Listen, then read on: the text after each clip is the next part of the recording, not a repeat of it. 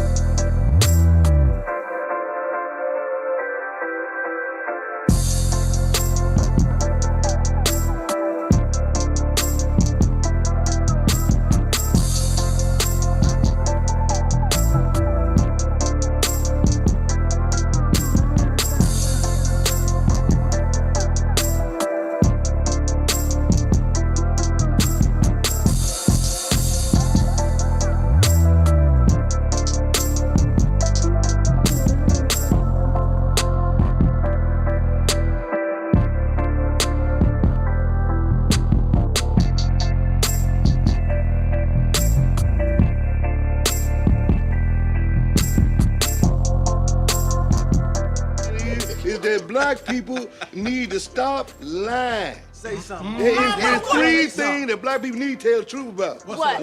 One, Rodney King should have got a beat for driving drunk and being grown in a Hyundai.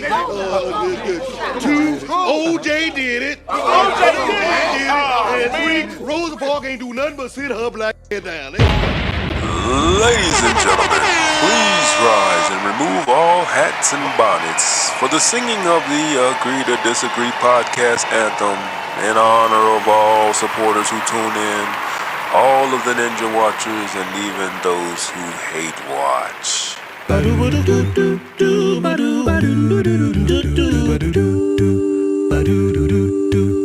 It's a rare condition this day and age to read any good news on the newspaper page. Love and tradition are the grand design. Some people say it's even harder to find.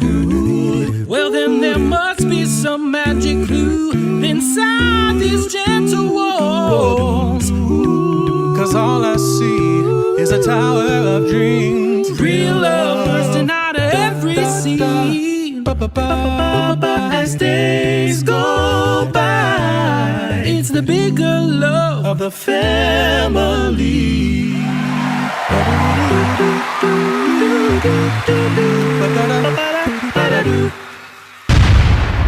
Agree to disagree. Agree to disagree.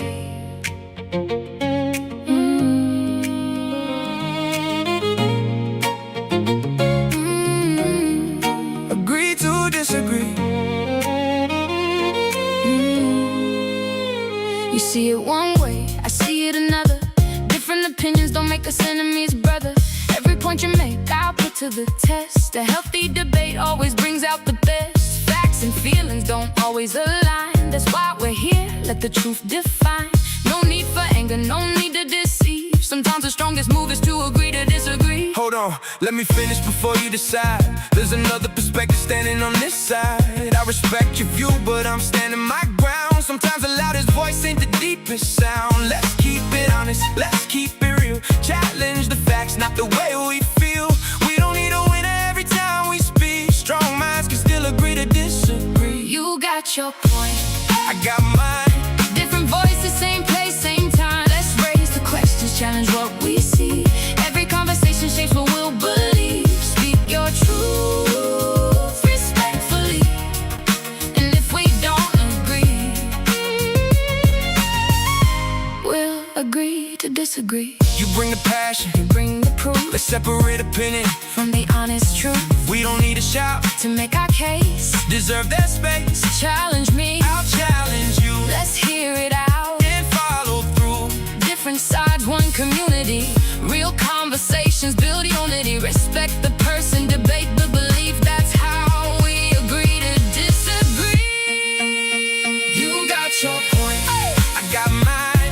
different voices, same place, same time. No fear in asking, no No shame to believe. The strongest discussions don't always agree. Stand your ground respectfully. Let's keep the conversation free. We'll agree to disagree. Every voice matters.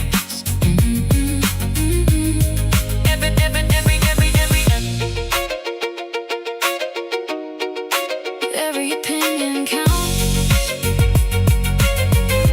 Welcome to the conversation. Agree to disagree.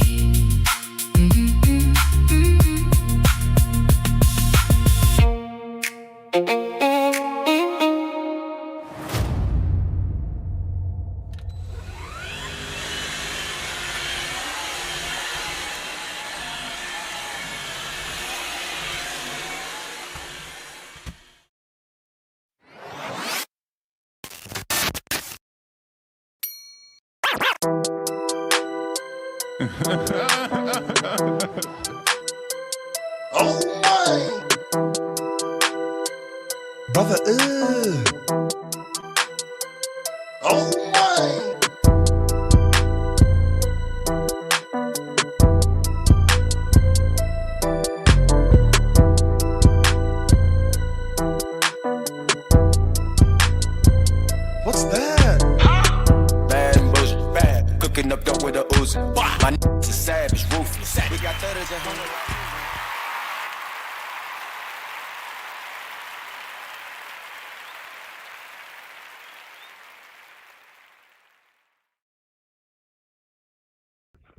What it do, what it don't.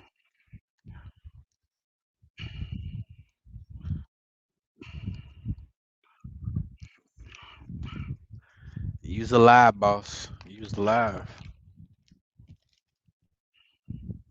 Damn. Where did you get that? Where'd you get that from? Where'd you get an autopsy picture from? That's crazy. Nah, too much makeup, man. Don't put no makeup on me when I G.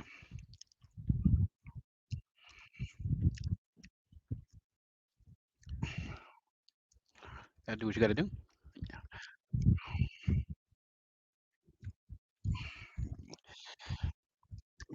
We know you ain't BD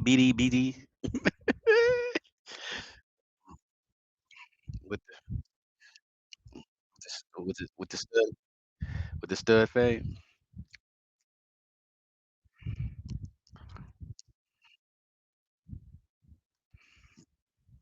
Damn. Did you call him Angel Reese?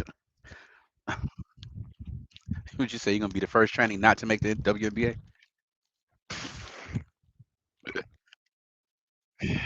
Wow. Trying to who you or me? You know, every day, every day. Um, good. Nah, bro. Just man, you know this man a father.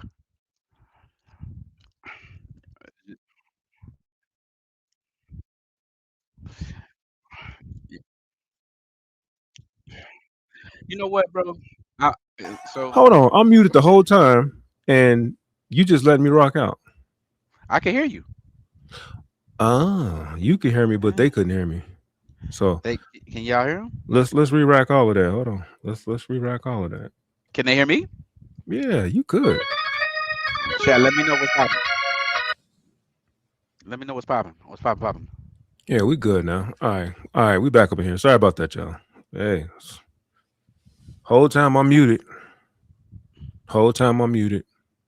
I feel like what's that content creator? He always go live and he be muted and don't even know. He be talking for like 5 minutes. Anyway, Bro, I wish I could. I can't even add to those conversations, bro. Y'all go there. so what you saying? You're a father and what? What's going on? What up, Cheryl? Yeah, bro. A father's job is never done, bro. I just and it's natural. You know what I'm saying? The older you get, you start looking at like, bro, like, yeah, this is just who I am. And yeah, bro, I'm in protect mode right now for my youngest daughter, bro.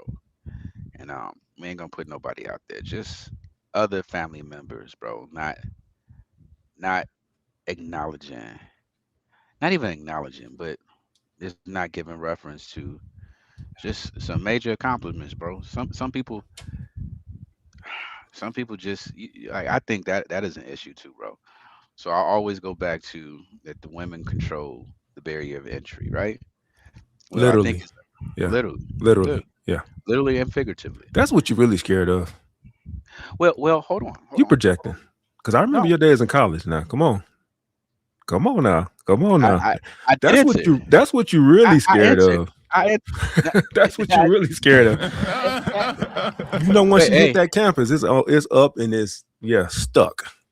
you know what? Nah, Just saying. yeah, a little something. That's a little bit of it. But real talk, bro. Like, bro, where we come from, cats to celebrate somebody coming home from jail before they celebrate an amazing little girl going off to college. Okay, so what did you do to change that? Did y'all Oh, throw a I little definitely, bro, shindig in the ain't front yard with nope, ain't ornaments nothing and? little, ain't nothing little. Every need is met. When I found out, I sent her down there, bro. And if she ever watched it, she know I love her. But she went down there, to be with that side of the family, and it was supposed to be this That was the whole purpose, bro. And nothing, bro. She really got nothing. And I'm trying to have a conversation because she's not confrontational or anything. So my goal with my daughter is not to have her, not to so much talk about what other people aren't doing, because you can't control other people's actions. But I am trying to make sure I'm instilling in her value and her worth. You know what I mean? Well, I sound like wind. Oh, you got the fan. You must got a fan on or something. I keep the fan on. You hear the Okay, wind? because I can hear it every now and then. It's like Yeah, yeah. It's the wind, bro. It's the fan. that's But that but menopause, huh? maybe. Yeah. No, but for real, bro. So it's like through how she's dealing with that side, I want her to make sure she know what her worth is, bro. And I have to tell her. I said, I don't care about none that nobody do. I want you to understand that you're worth the sacrifices that I make. You're worth the sacrifices that the people who love you make. You're worth stopping and listening. You're worth spending time with. You're worth making feel special. Um, and you shouldn't accept that. And I told her, I said, I don't care who it is, biological or not, nobody. I will never accept nobody who doesn't love you and prioritize you the way that I do. And it just hurt, bro. It hurts so much. We got to No, do something about that fan, my guy. I'm just saying. I could fix the fan, bro. I could turn the fan down, bro.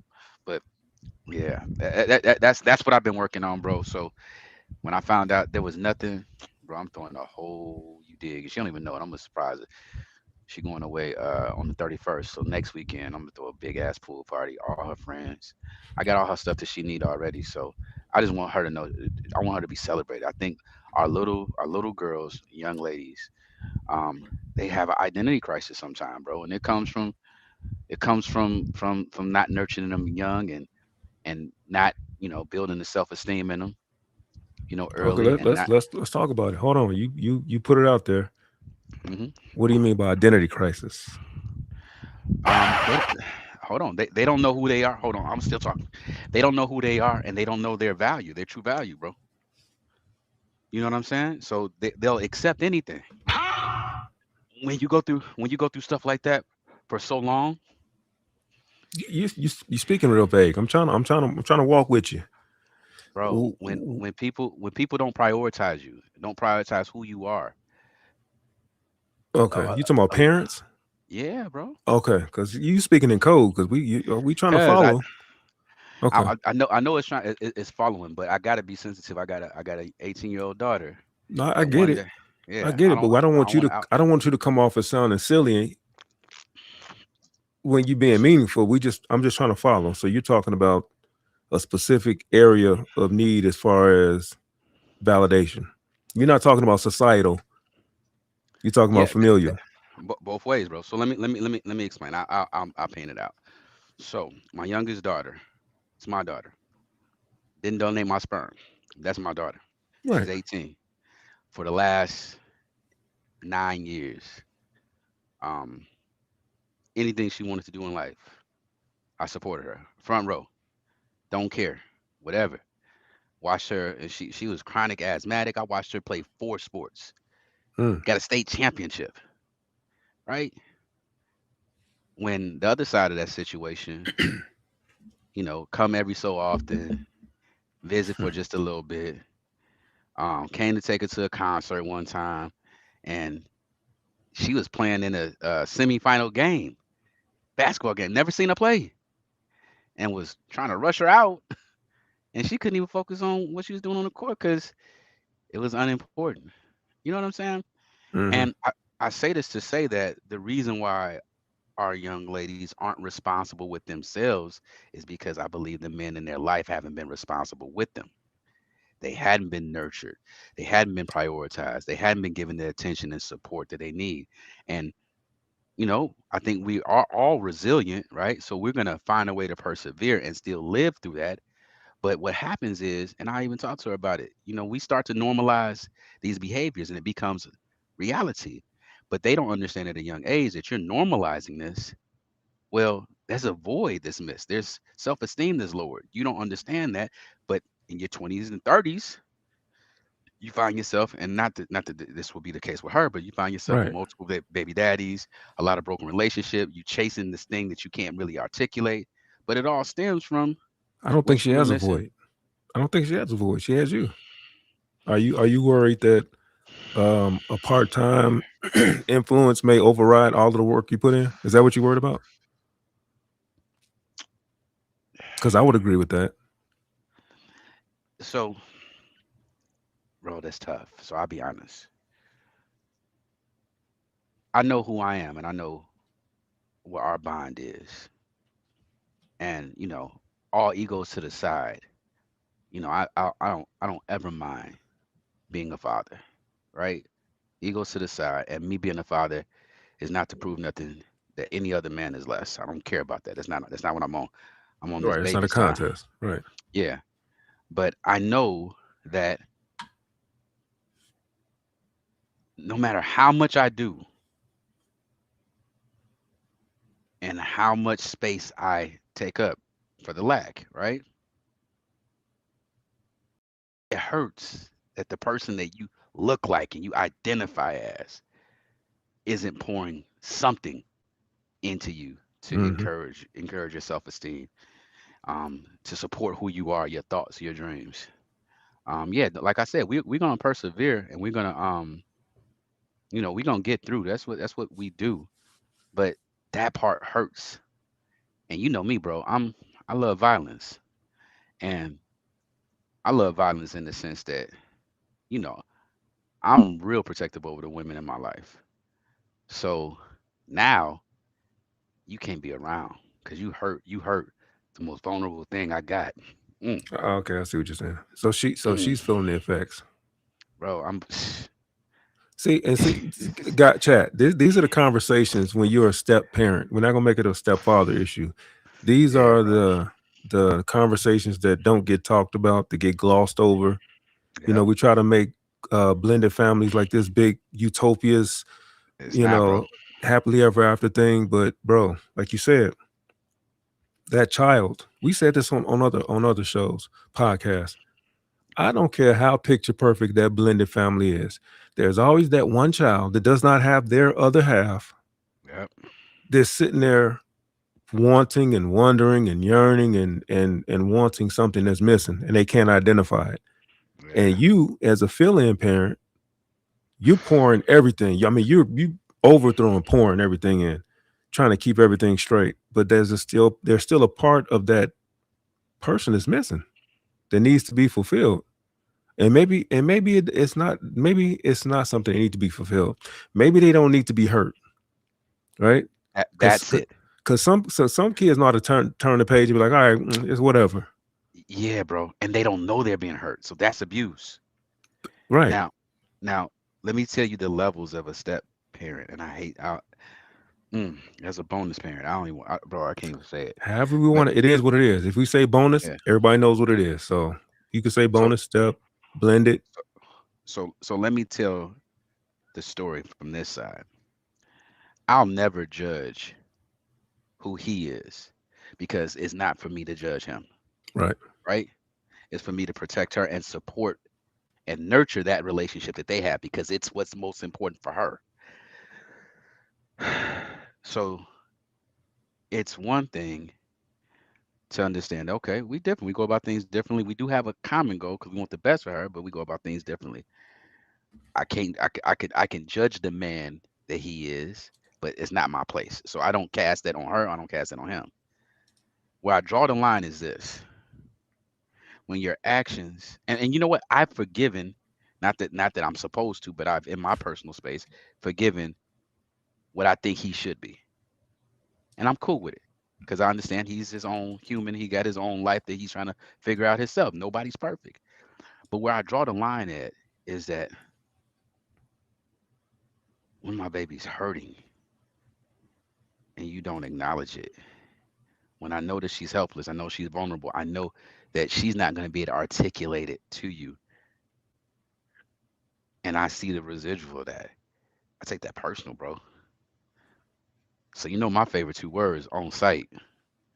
Mm. That's how it has to be until I can get back to a space and understand that okay, he's Well, living that's his own journey. That's not gonna and fix it's not anything. intentional. I know, no, it will for a minute. I'll No, be fine. no. For you it will, but Yeah, for her it won't. it'd be horrible. Yep, That's no different than standing in between an abusive woman that's being abused by her mate. yep, It, yep. you can try to step in and help and beat them up and do, bro. That's not helping the situation. It's not, bro. You're right, and that's why, again, in my mature adult self, right? I'm empowering her through this. I'm trying to build her self-esteem through this so she can Yeah. identify these things. And again, it's not about him. It's about I want to make sure that she can defend herself so she knows her worth, so she can speak up when her needs aren't being met, so she can Mm-hmm. understand what her true value is. And that's why I told her last night, bro. You know what's crazy? She was out there for a week and didn't really spend much time with him. She was just with other people, right? And I was tinkering in my garage last night, like I told you, by myself solo. I do it to clear my mind. And out of nowhere, 10, 11 o'clock, she just come out there, sit in the garage while I'm tinkering, just Quiet. talking to me for a Oh, couple, okay. no, just talking to me, just chatting a couple of hours. Mm-hmm. And when I thought about that and I put in retrospect, that's all she wanted, just some attention, some time. She didn't really have no agenda for the conversation. We talked about she wanted Tesla and all this stuff. Like, girl, I ain't gonna give you no Tesla. You ain't worth that. You gotta earn it. You know what I'm saying? I mean, and it was just How you hold on? How you gonna tell her she needs to know her worth and then turn around and tell her she ain't worth a Tesla? because she got to earn it. Look. She got to earn it. She got to Boy, earn you a it. fool. You are an absolute nut. She got to Baby earn girl, you the world. Your worth is Not this Tesla. Oh no. Nah, Oh, no. that's why. Look, that's why I draw the line. Right. Yeah. All right. Well, we hope you get through that. And we're not finna, because that wasn't in the show title, even though we It just made wasn't, that a bro. little mini episode. It's real life, bro. So I gotta make Clip sure I that. chop that up. Yeah. Clip that. So what we got in the chat? Ken Dog. We got a full chat. Do we? Oh, Cherry Kirk 62. I'd never seen who that. Cheryl, Who that that's is? Cheryl. And you've been That's Cheryl? you've seen her before. Yes. Oh, I apologize, Cheryl. Don't take it. Don't blame me for that. I apologize. Who else we got? We got BD. Put your shirt on. We got CDT. What up, family? How you feeling? How you grilling?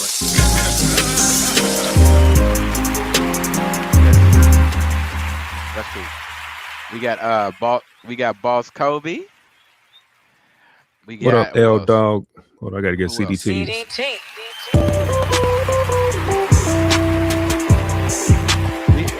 We got some lookers, some creeps out there too. They in here, but they won't say nothing. But you know who is in the building? She's a queen to me. We got May Man in the building.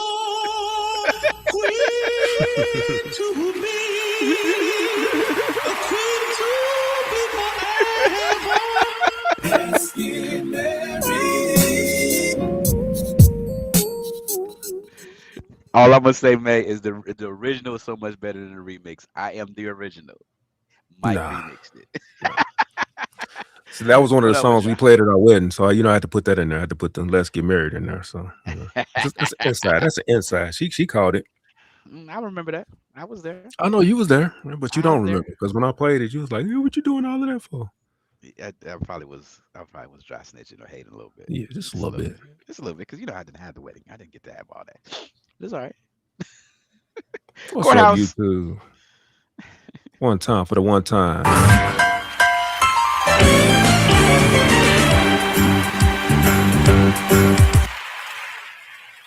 We got family in the chat. Family in the chat. Where's Ty Pro at? What Ty Pro hiding at? He lurking somewhere in the cut. He waiting for us to say something greasy. And he gonna pop up. He behind a truck with a white lady with no teeth zipping his pants right now. You say he putting his beard on right now? Hold on, give him a minute. He's stitching his beard up. We didn't land on Plymouth Rock. Plymouth Rock landed on us. Say it now.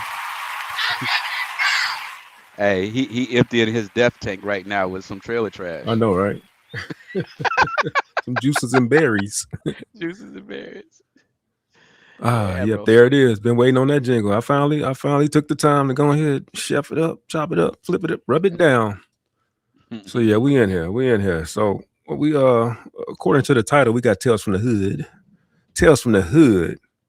This is where where Ken sends his debaucherous. I know that's not a word, but Ken sends his debaucherous Why isn't content. it a word? Why isn't it a word? Debaucherous?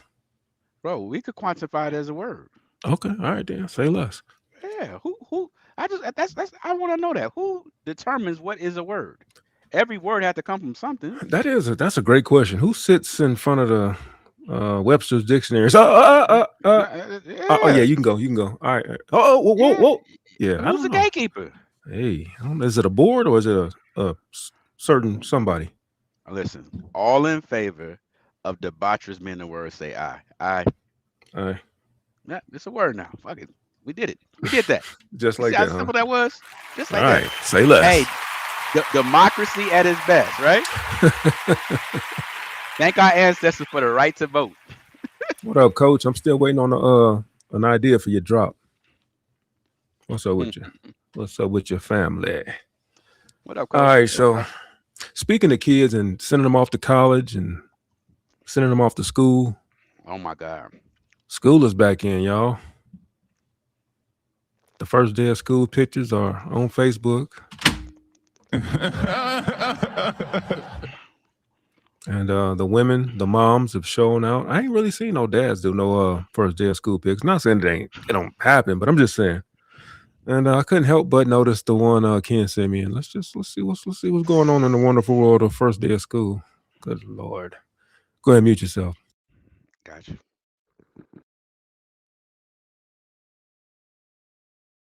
Single mothers are teaching their kids to be degenerate on the first day of school, like these women right here. Now you supposed to whip it up. First day. Oh, whip it. First day. First day. First day. What'd you say? So, Oh, shit.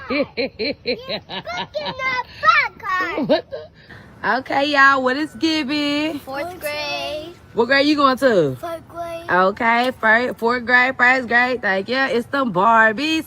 Let me see y'all eyes. Ooh. Ooh, tell them You know this you shit can't play with stamp. us. Stamper. You can marry in my team. Ooh. True check. Let me see how y'all coming. Okay. Ooh. Ooh. What the fuck? Ooh. Ooh. Y'all so pretty. Who y'all mama? Brianna.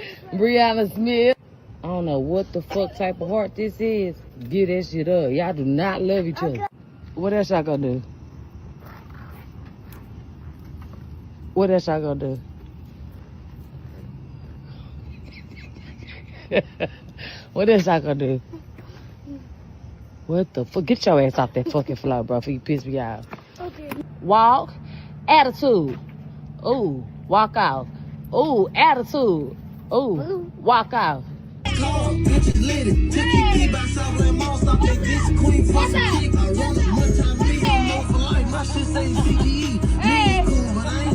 Take a picture with the clipper. Do I really have to? You scared? No. Go take a picture with the clipper. Go shake. I love you. Have a good day. Get away. Bruh, don't do that to her. Okay. Give her a hug. Okay, I'll give no kisses.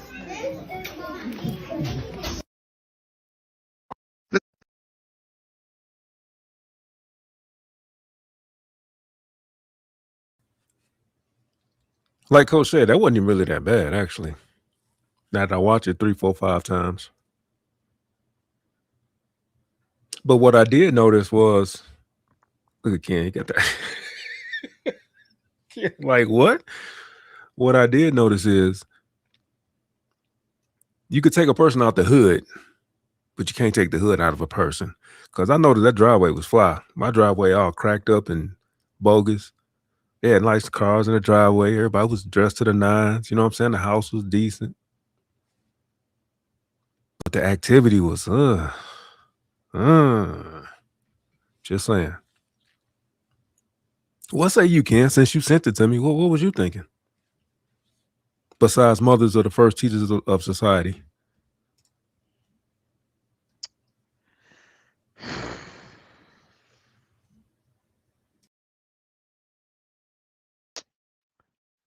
sad, bro. I think it's two things that I'm thinking, bro. Social media is gonna be the downfall of our culture It's the heroine of our culture. Yeah.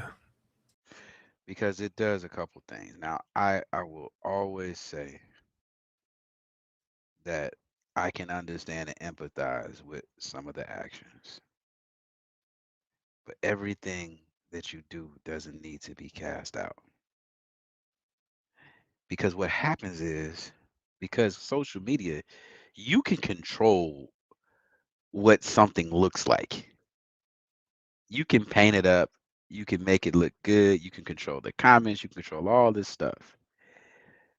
And when you put it out there, that is influencing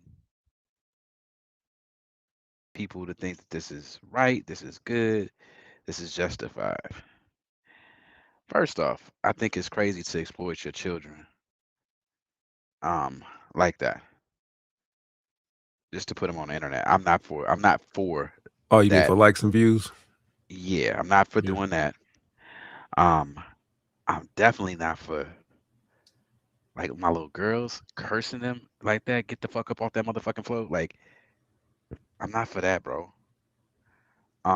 But again, when you look at these scenarios, I start thinking again for myself, what's missing? I ain't never missed the first day of my kids' school. None of them. You know what I mean? And the man I've that I missed all am, of mine. So now what? what? Hold on. The man that I am, my influence wouldn't allow my wife or my ex-wife to operate with our children like that. We don't do that, bro. We don't. You gotta have some class. You have to be pushing the right message. Let me ask you this. You saw you saw the area, the neighborhood was decent, right? The house was everything, nothing looked out of the ordinary. You can't say they was in the ghetto. You can't say they was in the projects.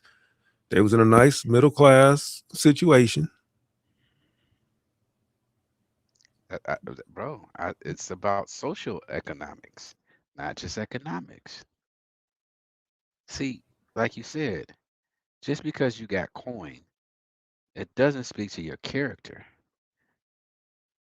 And I can I think I got enough experience in life to understand that that character i- is not going to allow that lifestyle to last long because eventually that lifestyle will have to deal with parts of society where that's not going to be accepted. It's going to be conflict somewhere. You know what I mean? Now, on the other side, there's nothing wrong with encouraging your children on the first day of school, making sure they're confident, dressing them to make them feel best, dress for success, congratulating them, doing those things. But I just think it's about the way that we go about stuff, bro. It is so tasteless. Having your kids twerk, I think they were dropping it like it's hot. That's what you call it. I don't know what's classified as twerking, but bro, we can't do that. And then you got them cussing, you got them standing up in the back seat, screaming and yelling, and you're Posing with money. That posing. was crazy. That was that. I'm sorry. That was diabolical. Like, come on, y'all. Like, what they got to do with the first day of school? Rule number one: anybody that flashes cash don't got money. Broke. Broke. As BDB would hate to hear, is giving broke. Just saying. Yeah. So that too, bro. And again, I'll just keep it a bean, bro. You don't want to make yourself a target either. Because If you you walking around with cash. if thank you. If there was a man around that had common sense or a competent man around, that's the first rule of the streets. Do not flaunt. If you flaunt, you're inviting robbers and jackers. Like, for real. I got an honest question, bro. Do they do this in any other communities? Coach Well, Chelsea, Coach she sent me a video now. I'm loading it up now. let me know. And Do white folks do this? yeah, not the same way, but they have their No, way no. of I want to know. I want to know if they do this. I think we are the only people that are trying to show other people that we have what we really don't have. I think it is an identity crisis because all of that was this lady, both of them ladies, trying to show somebody, the world, that they got money, that they doing good. That's crazy that people will go through those lengths to exploit their children to prove to somebody who has nothing to do with them Hold that on. they I'm that's what sorry. it looked Finish. like, bro. Finish. So Yeah. so how is that exploitation? Is first day of school pictures exploitation too, or is it just because they was flashing money? Would you look at the whole? Yeah. So personally, again, big picture, the flashing money, that's reading block all day. And exploiting your kids to flash money, that's exploitation of your children. Gotcha. I'm talking That about first day but of school pictures. well, first day of school pictures, bro, again, I'm just asking. I'm not an internet advocate, right? So the reason, and this is a big reason why, is because remember, like I said in our culture, we can't separate art from reality, right? This is how far it goes. It goes from Too okay, far. my yeah, Yeah. bro. It goes from hey, my daughters are going to school. Hey, family, friends. Hey, here's some pictures of my daughter. You haven't seen them in a while. They're doing great. They're headed to their first day of school. Congratulations, first day of school too. Let me show these motherfuckers that we doing it. How y'all popping it? Like it goes too far, bro. You know what I'm saying?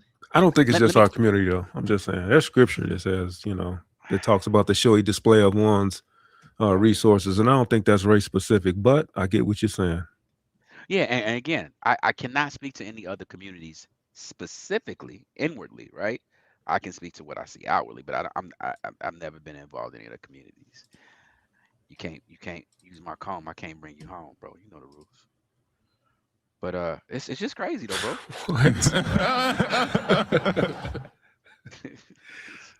Oh my but goodness. but like, and this is another thing too, bro. Um,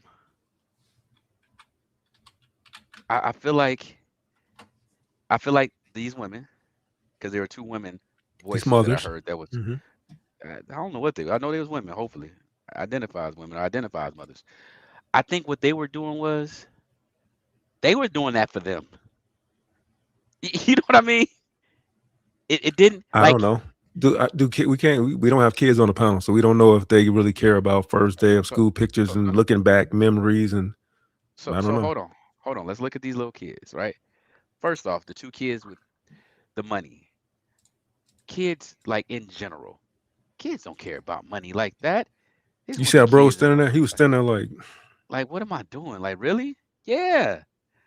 So that and then they're being instructed on what to do.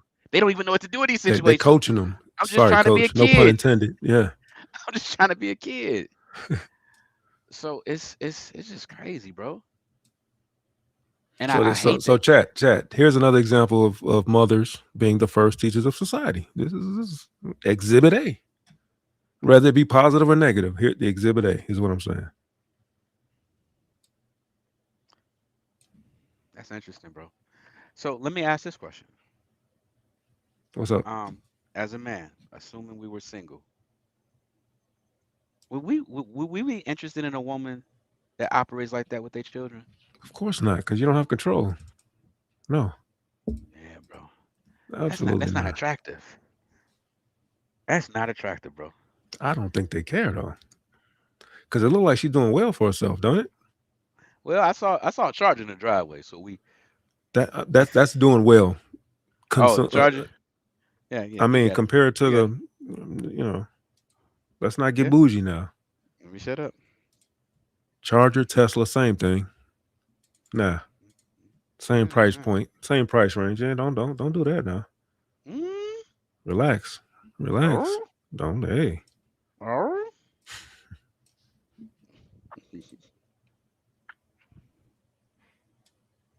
All right, I think I got it. Here's coach's. She was talking about college dorm. I forgot what she called it, but it made it to Today News. College dorm. It's like a reveal, Oh, okay. just like they do prom. Oh, yeah, I want to see this. White folks. Yeah, mute yourself. Yep. This is Coach's cousins. Welcome to college.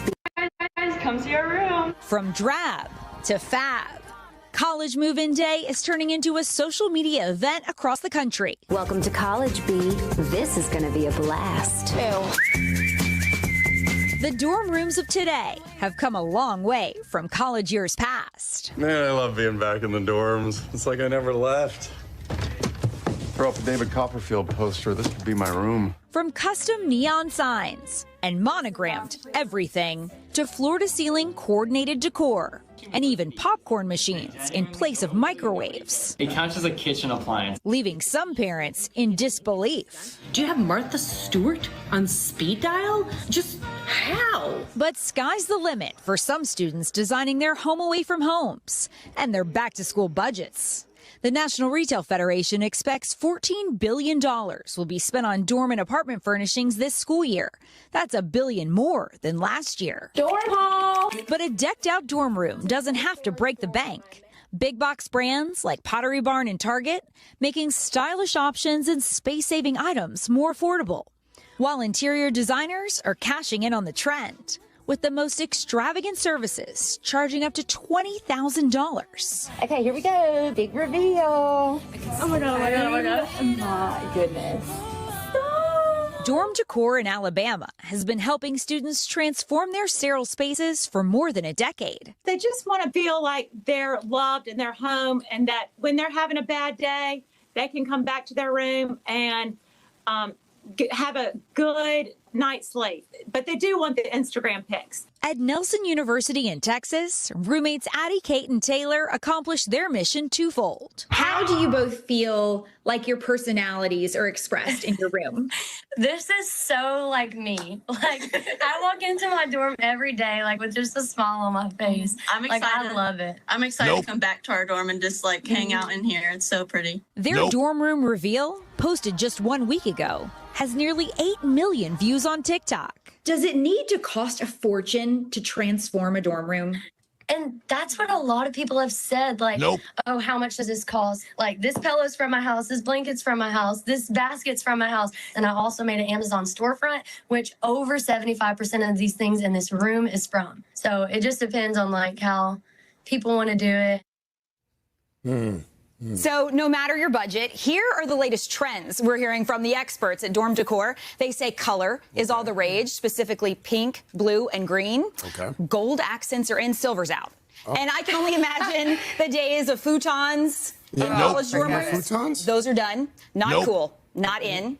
You know those little chairs that can pop out into a bed? I've seen them on social media. Yeah. Use one of those instead. Y'all, it's wild. It really is. What about the desks? The door, You could see in that dorm room right there, a makeup mirror on the desk.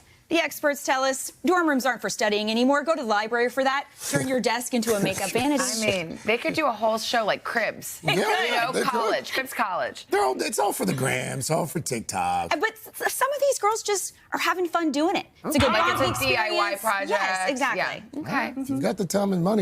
Hey, thanks for one.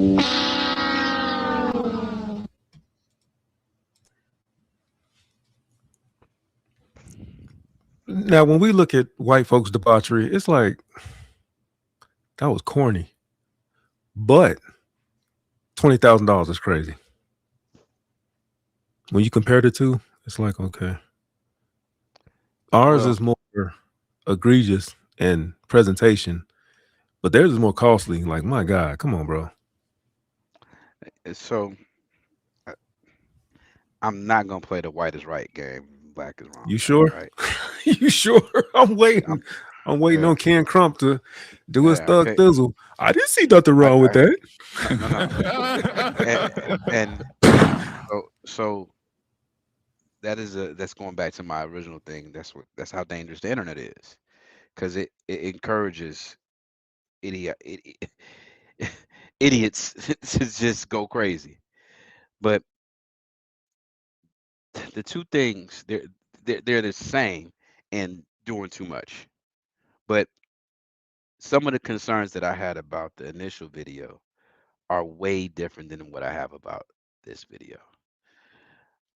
This video is we're talking about act of people going above and beyond for something that is completely unnecessary, right? Your kids are going to be there in 8.5 months. You know they're not staying in the same room for 4 years, so this is not a permanent thing. Yes, they are celebrating the move into college. I understand that. That is a celebration. Uh, Definitely more of a celebration, more celebratory in most people's opinion than first day of 4th grade. What's A more little bit egregious? different. Don't lose your thought. What's more egregious? The dorm reveal or prom send off?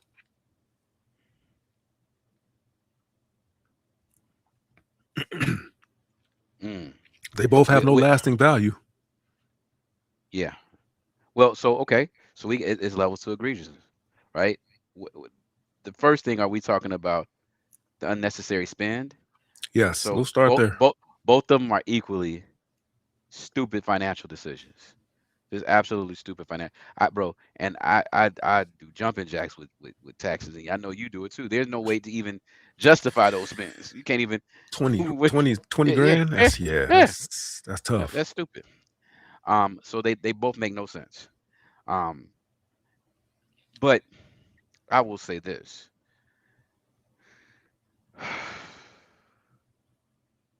If the prom send-offs, the same energy, not financial energy, but the same energy that the black people put into prom send-offs, they put into college acceptances, college graduations, I think that makes more sense, especially considering the numbers and the percentages of college graduates, high school graduates in our community. Um, like I said, I think it's displaced, but they both make no financial sense. But these prom send-offs, you don't know what this person is doing. You, they may got a 1.2 GPA, book rental fees ain't paid up. You know, and I'm only saying that because, hey, bro, my parents had to pay my book fee at the last minute just to make sure I could Same walk here. that last week. You know what I'm Same saying? here. I had to beg to a couple of teachers and pay my book fees. Yeah, bro. Listen, we in there negotiating. Right. Hey, listen, Right. hold on. Hey, right. hey. Come on now. I Let me know I walk got some now. dirt on you now. We cool now. But yeah, bro. So I just like it's just a mix of priorities, bro. And I think when we talk about the income gap, right? We obviously see that both, no matter who you are, there is a point where you can be doing too much, right? But I think doing too much based on the circumstances, um, I think we need to take the circumstances into consideration. Well, another thing I noticed, and it's going to segue to the main topic, was the music. The music. When they were driving the kids to school and you heard poo in the background. Yeah, bro. And they was throwing up the signs, and I was just like, And they say music is not addictive and infectious and not an influence. I didn't see no compartmentalization there. And I see, saw, and this, bro, yes. So this is the crazy thing about it. You can see the influences clear as day. Let me ask you this question. Do you think influence A will get those kids to influence B? What's influence B? Bro, do you think and again, there are some anomalies. But do you think that tutelage is speaking college success for these kids? I ain't even peeped that seat. You right. And the baby was supposed to be in a car seat. No. Oh, we talked about the baby in the car seat. Yeah, she was jumping around, throwing up gang signs, throwing up them folks, nigga, throwing up Man, them she was. folks. What? And look, mama got mad. What type of effing what you ain't throwing up the right hood? What you doing? I'm like, bro, what are we doing? Man, we gotta we trying to bang on the women. Pause, not like that. What a man at? Where the daddy at? Where dad? Now I'm gonna say this though. You think he in the house? You think he at work? Where you think dad at? I think he was in them guts the night before. He was definitely in them guts. We see proof of that. Yeah, bro. But let me say this though. So I'm gonna keep it a bean. No, keep it a buck. Don't keep it a bean. Keep it a buck. I don't think it was. I don't. Let's say this. Let's say there's nothing wrong with either act. You know what's crazy is that the reason Lil Mama, I'm gonna call her Lil Mama, both of them chicks and females, Lil Mama, posted that is because of the attention they gonna get. Oh And yeah. that attention is coming from our community. If we didn't accept that, people wouldn't post stuff like that. If we didn't celebrate that, like that's what this internet does, and that's where I hold our culture accountable, bro. Hold on, bro. We posting it, so we are part of the problem, even We though are. we're critiquing it. We are. But again, we being objective with it. So I'll do that. But what I'm saying is this whole genre of social media is to get the attention because people are not gonna like, bro. I remember being on Facebook, right? You can have Facebook user A in our community posting that, and then you can have Facebook member B posting something motivational, something um more for the culture, more positive, more beneficial, and what gets the most traction. So eventually, guess what? The foolery always rises to the top. It's like the phone. You know what I'm saying? Yep. Perfect segue, y'all. Next topic. Whew. So Tuesdays, guys, for those who are still here that didn't leave us, Tuesday we're gonna start a segment called, and I got this from Cree. Hey, it's some of them that left us was getting their babies dressed for tomorrow to be just like And first day of school was today for my town. So, but anyway, we're gonna do a segment on Tuesday called Time Travel Tuesday, and this is inspired by Go Cree. She was, trying to figure out what she wanted to do on Thursday, and we was in the chat going back and forth, brainstorming. I came up with throwback. Was it throwback Thursday? Whatever. When she picked it or whatever, and I told her, I said, I got to borrow that. So on Tuesday we're gonna time travel. We're gonna go back in time and take a look at either music, politics, religion, current events. We're going to break down what was going on back then. We're going to discuss it, debate it, and then see the outcomes of said decision or let me see. I guess if we're talking about current events, we're just going to talk about the effects of that current event. And on the title, we're going to go back and we're going to discuss what's it called? The congressional meetings. They had congressional meetings on hip hop. Congressional hearings, yeah. Congressional hearings about hip hop and the pros and the cons of it, and is it detrimental? Is it bad for the community? And you had different thought leaders. You had different artists. And we're gonna show which side of the aisle was on which side with this. Yeah. Yeah. Accountability. Oh yeah, we finna play who you Monday that morning. Ballot for 20 years ago. We finna play Monday morning quarterback because these congressional hearings happened in September 25th, 2007. So that's almost 20 years ago. 19 years ago next month. And say this again. This is a hearing before Congress. Congress, right? This is not just some think piece or whatever round table at the local pub. No, they're yeah. So. Where we at? I think I could add the screen on this one. Hold on. Yeah. We can stay here with this one. Shout out to CDT. CDT put me on game with the CDT.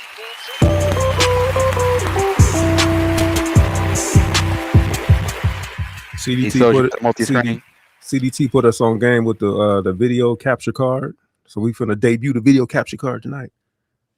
You dig? So we're gonna put the capture card on the big screen. Move me out the way. Move me over there. And then put the booyah up there. Put the woo-wop the bam up there. And let's see what we do. Let me see. Let me turn the volume up a little bit. These are the 2007 congressional hearings concerning hip-hop. Come on. Wake up, mouse. All right, here we go. And of course, there's no sound. Hold on. Blind CDT there. You give him the Yeah, praise, give him the okay. blame. Yeah, I gotta blame CDT. No, if I turn the track up, maybe you can hear, right? All right, blame him, CDT. Tell him he hard headed. Welcoming our second panel. If there's an Let me echo, also thank you for put a your 1 in the chat if patience. there's an echo. You didn't have to be here. You were not subpoenaed. You've come voluntarily, and we certainly appreciate that. You're here because you are concerned about the issues that are under consideration this morning and afternoon in this subcommittee. You're here because you want to do, quote unquote, the right thing and have done, quote unquote, the right thing. Again, I want to thank you so much for your generous use of your time. You have been very, very patient to the members of this subcommittee. Let me begin by welcoming our first witness, Mr. Lavelle Crump, also known as David Banner, a hip-hop artist. David Banner, who is the Republican witness on this panel, is a prominent rapper whose biggest hits were Like a Pimp and Play. He will offer his insights as a hip-hop artist whose lyrics and videos are controversial. Our second witness is Mr. Percy Miller, also known as Master P, the founder and CEO of No Limit Records. Master P is a hip-hop icon as a rapper, producer, and label executive. While he was famous for promoting quote-unquote gangster rap and the quote-unquote bounce hip-hop of the quote-unquote dirty South, he is currently engaged in forming a record label that promotes positive hip-hop messages. And lastly, our witness on the second panel is Mr. Michael Eric Dyson, PhD, who's a professor at Georgetown University. My friend Michael Eric Dyson is the author of Know What I Am, Reflections on Hip Hop, and the other book is Bill Cosby Right, or Has the Black Middle Class Lost Its Mind?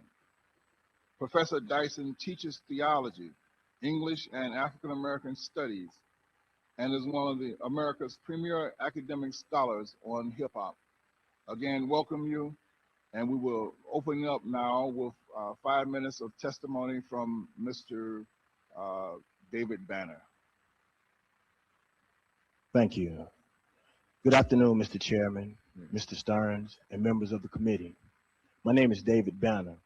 I'm an artist for Universal Recordings, a producer, and a label executive. Thank you for inviting my testimony. This dialogue was sparked by the insulting comments made by Don Imus concerning the Rutgers women's basketball team. Imus lost his job, but later secured $1 million contract with another station. While it seems that he's been rewarded, the hip-hop industry is left under public scrutiny. As this dialogue played out in the media, the voices of the people who created hip-hop music were silenced.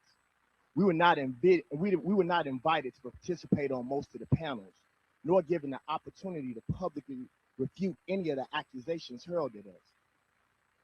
It is of the utmost importance that the people whose livelihood is at stake be made a vital part of this process. That's why I thank you guys today. I'm from Jackson, Mississippi. Jackson is one of the most violent cities in the United States. Much like DC, Jackson stays in the murder capital run. When I was growing up, it was always ranked as one of the top 10 cities for the highest number of murders per capita. Honestly, rap music is what kept me out of trouble. Statistics will never show the positive side of rap because statistics don't reflect what you don't do if you don't commit a murder or a crime. When I would feel angry, I would would want to get revenge, I would listen to Tupac. His anger in the song would replace my anger, and I would live vicariously through his music. Rap music is the voice of the underbelly of America, and in most cases, America wants to hide the negative that it does to its people. Hip-hop is that voice, and how dare America even consider not giving us the opportunity to be heard? I'm one of the few artists who went to college. And to this day, I see my friends who also attended college with me and graduated unable to get jobs. The truth is, what we do sells. And oftentimes, artists do try to do different types of music, and it doesn't sell. In America, the media only lifts up negativity. People consider me to be a philanthropist. I give away a quarter of my yearly earnings to send children from impoverished neighborhoods to different cities. Disneyland. This gives them another vision. Rap music has changed my life and all of those around me. It has given me the opportunity to eat. I remember sending 88 kids from the inner city on a trip. I went to local newspaper and television stations only to be told that the trip was not newsworthy. But if I shot somebody, it would be all over the news. I threw the largest, listen to me, I threw the largest urban relief concert in history for Katrina. That never made the front cover of a magazine. But as soon as I say something negative and rise up against my own or be sharp at the mouth, no pun intended, I'm perceived as being disrespectful to my black leaders. The negativity always overshadows all the positive things that we do as rap artists. Some might argue that the content of our music serves as poison to the mind of our generation. If by some stroke of the pen hip hop was silenced, the issues would still be present in our community. Drugs, violence, sexism, and the criminal element were here long before hip hop. The Crips, the Bloods, the Vice Lords, and the gangsters were here before rap music. Gang violence was here before rap music. Our consumers come from a various socioeconomic background and cultures. While many underprivileged, a large percentage of those people are educated professionals. The responsibility for their choices does not rest on the shoulders of hip hop. Still, others may raise the concern that the youth having access to our music. Much like the ratings utilized by motion picture associations, our music is given a rating, which is displayed on the packaging. This serves to inform the public of the possible adult content. As such, the probability of shocking the unsuspected consumer's sensibility is virtually impossible. If the consumer is disinterested or offended by the content of our music, don't buy the CD. Cut the radio off.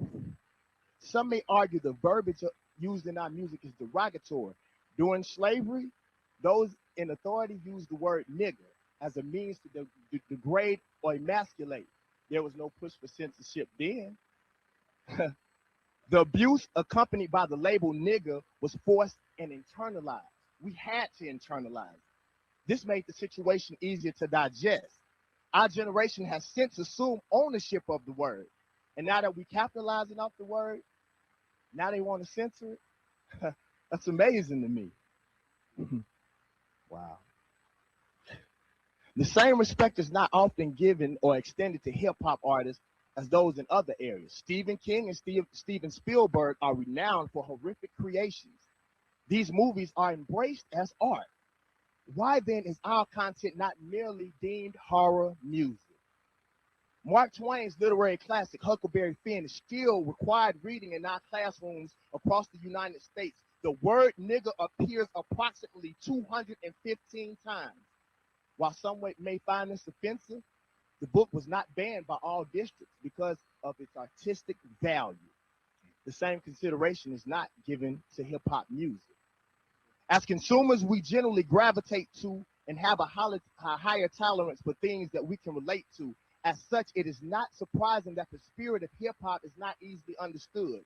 In 1971, the case of Cohen versus California, Justice Harlan noted that one man's vulgarity is another man's lyric. Our troops are currently at war under the guise of liberating our other countries, while here in America, our rights are being threatened daily. This is illustrated by Homeland Security, extensive phone tapping, and ill-placed attempts at censorship. If we are not careful, we'll find ourselves getting closer to a dictatorship.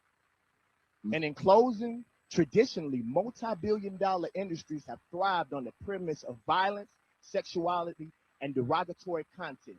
This capitalistic trend was not created nor introduced by hip-hop. It has been here. It is the American way. And I can admit that there are some problems in hip-hop.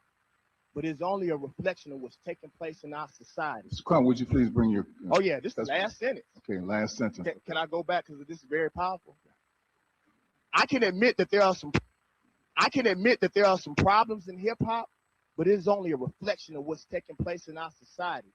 Hip-hop is sick because America is sick.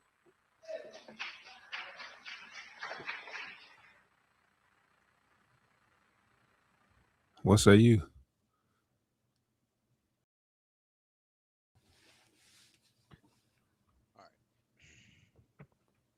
I need you to sit up for this one, bro. Your volume is low. I said I'm gonna need you to sit up for this one. Let's get it. We said we wasn't gonna go here. I said I was gonna go here, but I had to say something that you didn't even think that I would say, bro.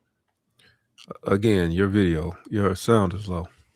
My sound, can you hear me now? There it is. There it is. There it is. Yep. Yeah, I'm sorry. I said, yeah, bro. I need you to sit up because you gonna hear me say something that personally you probably would never expect, man. I agree. Yeah. No, I don't.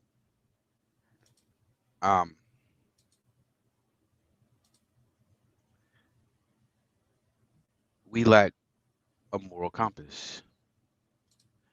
It's like we got one foot in, one foot out, bro.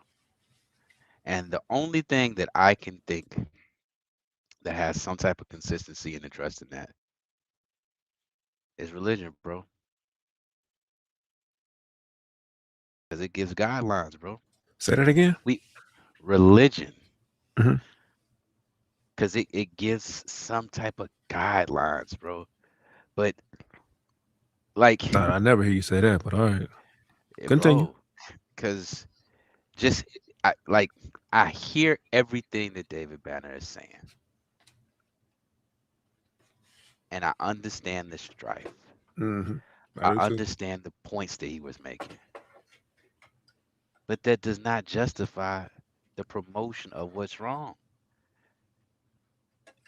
Like, we don't want to be responsible for the bad. We want to justify the bad and show the good that we can do from the bad.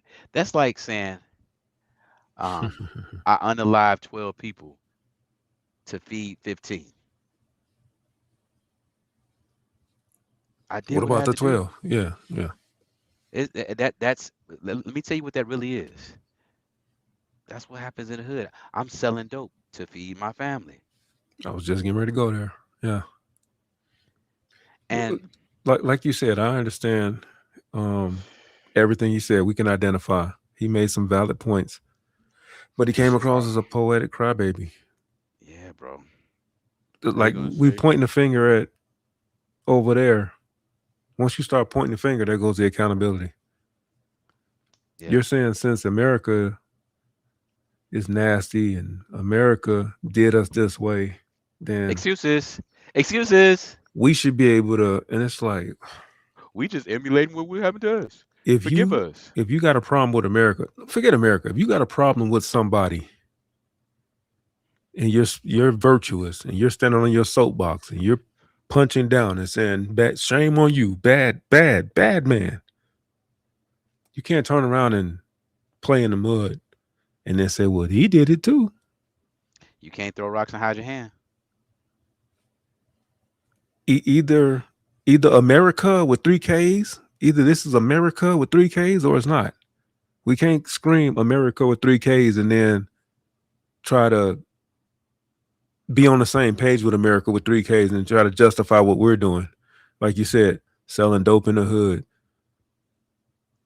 To feed my family. Like, how do you justify that? Or I sold dope in the hood so I can make it out the hood so I could do better for my family. What about the carnage you left behind? Bro.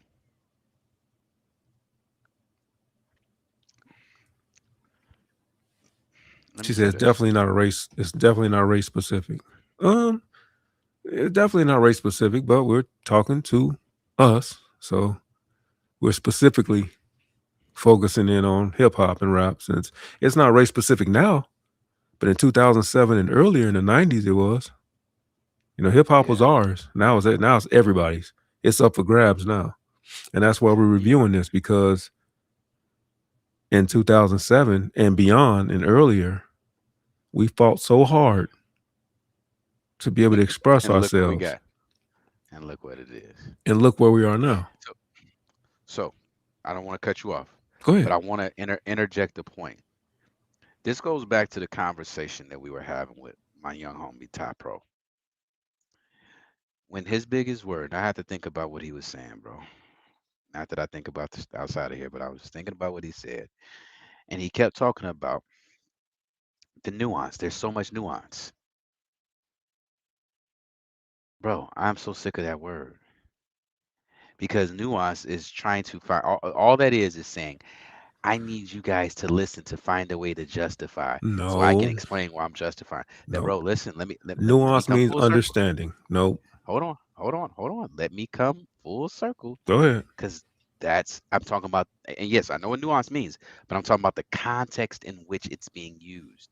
That's what David Banner was trying to say. He was trying to say, the reason why I do this, I want you to understand that, yeah, it's a bad part, and we doing this because we just being with the world around us. It's real stuff. That does not mean it's right, bro. Right. That does not justify it. That's what I'm saying. Right. Just because we Like understand like your nobody. point don't make it right. But guess what?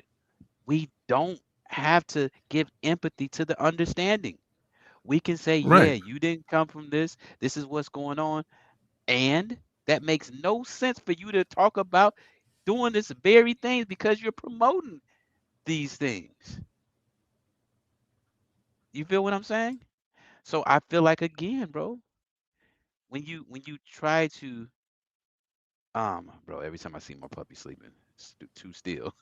It's like, wait for that stomach to rise again. Need that belly to rise again. She at Right. that I walk past age. the kennel, I'll be like, Yeah. that Yeah. stomach be stiff. And then all of a sudden, Yeah. you be like, oh, okay, all Yeah. right, Yeah. all right, All we right. good, we good. Yeah. I made it through the day. Made it through the day. Uh, but yeah, bro, I think every time we do that, like, why do we have to? Okay, so it's one thing to have an excuse, cool, but to want to be excused for everything, it's like again, going back to I sold drugs to feed my family. If ever there were an oxymoron, you understand? I rob and steal to feed my family. Now, the problem in that is this: if you want to talk about community, when we robbing and stealing and selling drugs, you're selling it to your own community. Own community. Yeah. And the same people that talk about our community and our culture, well, I know, the whole purpose of community is to share. You shouldn't have to do those things if you're truly Oh, a part come of the on, coach. community. Come on, coach. Don't do that. Come on. You got so many thoughts. Go ahead. Go ahead. Come on. Come on with it. Come on to the front of the congregation. Bring the Bro. Caucasian persuasion to the conversation. Bro, I wonder if rednecks do that. Okay. All right. So I don't like the whole comparison to movies. Meaning How what? Movies are able to Emulate life. Yeah. Oh yeah. But music, that's the way out. Mimics life. That's the way out. It's okay. So check this out, chat. Listen. When you listen to club music, when you listen to dance music, what does it make you do? Or what does it make you want to do? When you listen to Bang, bang, love bang. songs, Ski. Bang, bang, bang. Ski. Oh. when you listen to love songs and love music, what does that do to you? No, better yet, go take it a Do different you way. When you turn compartmentalize? it, Do you be like, oh, it's just a love song? Eh. Go back. When you turn it on, what do you turn it on for? Right. What's the reason? Go there. Come on, preach, Mike. It's amazing how we try to make music like no. When we walk into a movie, we know it's fake. It's a movie. We know that walking through the door that this is a movie. When you're listening to music, music is so real. We are self-snitching. We are self snitching because in rap culture, if you ain't talking that real, then you ain't that deal. So through the door, we expecting you to be speaking the truth and not just hearsay or storytelling or third person. No, we expecting you, whatever comes out of your mouth, we expecting that to be law. So I don't understand why we hide behind oh well movies are and why can't music no. No. Go ahead, bro. Bro, we have a serious identity crisis, and we were just talking about this before we started recording. The identity crisis is this: we want to be American gangster, but then once we're confronted for being American gangster, it was just a movie. But in the hood, we left as gangster. But in front of your honor, I got 3 kids. I'm a good guy. Man, I'm just trying to Bro, make it, bro. Yeah, yeah. uh, what am I supposed to do in my situation? Just I'm a because we hardworking father. just because we understand someone's point of view does not mean we agree or make it right. We're looking big picture, big picture. We're not trying to get caught on. Oh, he's right. So maybe no. You made your point. Here's another opposing point. Now let's look at the big picture. So we got one point. We got one side of the aisle. Now the next person to come up to speak was Oh, Master Master P. P. Yeah, bro. And it's you. So this is funny. I've seen this before. I think I know where you pulled it. And what's crazy is when we hear Master P, we're actually gonna be able to look back and be like, bro, this is interesting. Got what you CDT asked for. says CDT says this that only happens in rap music. Other genres don't have this conversation. What does And that mean? So is that a problem or are we reaching? well, that goes back to what I was saying, CDT. Um, couple of our lives ago, bro. What I was saying is that there's nothing wrong with art. There's nothing. Be as creative as you want to. Use your imagination. Make the movies that emulate whatever you feel. Do that. Our community has a problem with separating that. No, we're glorifying it. We're not just speaking on it. We're That's my point. glorifying it. We're taking it from a form of entertainment to like, bro. Look. Do you know any white people that are going around talking about I'm the American gangster? Do you know any Koreans talking about I'm not saying they they John don't. I don't Gotti? know. I don't know, bro. They probably is. I don't know. But I don't but know. okay. So are they on the album covers? Like where is this stuff that we can't find? I'm with you with I don't know. But what I'm saying is think about it, bro. Like Scarface. Let me hit Cheryl up because she must have left and came back, so she behind in the chat. She needs to fast forward her live. Right. Kurt. She got it on You know, hey, pause. hey, just a YouTube tip, y'all. When y'all leave and come back, you're not live. Not no more. Just saying. Catch up. Just say, yeah. Just look down and you see when that red line go up, you're not live. All right. Swipe over. But yeah, though, Mike, that's our thing, bro. Like, and again, even outside of our culture, we will take the worst parts of other cultures and glorify it as ours. You know, most a lot of rappers they've took their names and want to give homage to mobsters, killers, drug dealers. You know what I'm saying? Yeah. Crime bosses. I don't know any other I don't know, yeah. coaches. Hey, coach, want to hit that link? Want to give your perspective? Coach, like, no, I'm not coming over to them two. She ain't coming up. Is it because we're black? Is that what it is, coach? See that no, that's why she ain't coming up. Because that right there, that right there, what you just did right there. Don't be scared. We equal opportunists. Coach, like, I don't fool with y'all like that. I wonder does but honestly, bro, Coach said, trust. There's white people out here doing it. It's just not in your algorithm, Ken, because you feed one side that you frequent. Who said that? Coach. No, sweetheart. So let me explain. The algorithm that we're discussing is the algorithm that I created, so I bring content here.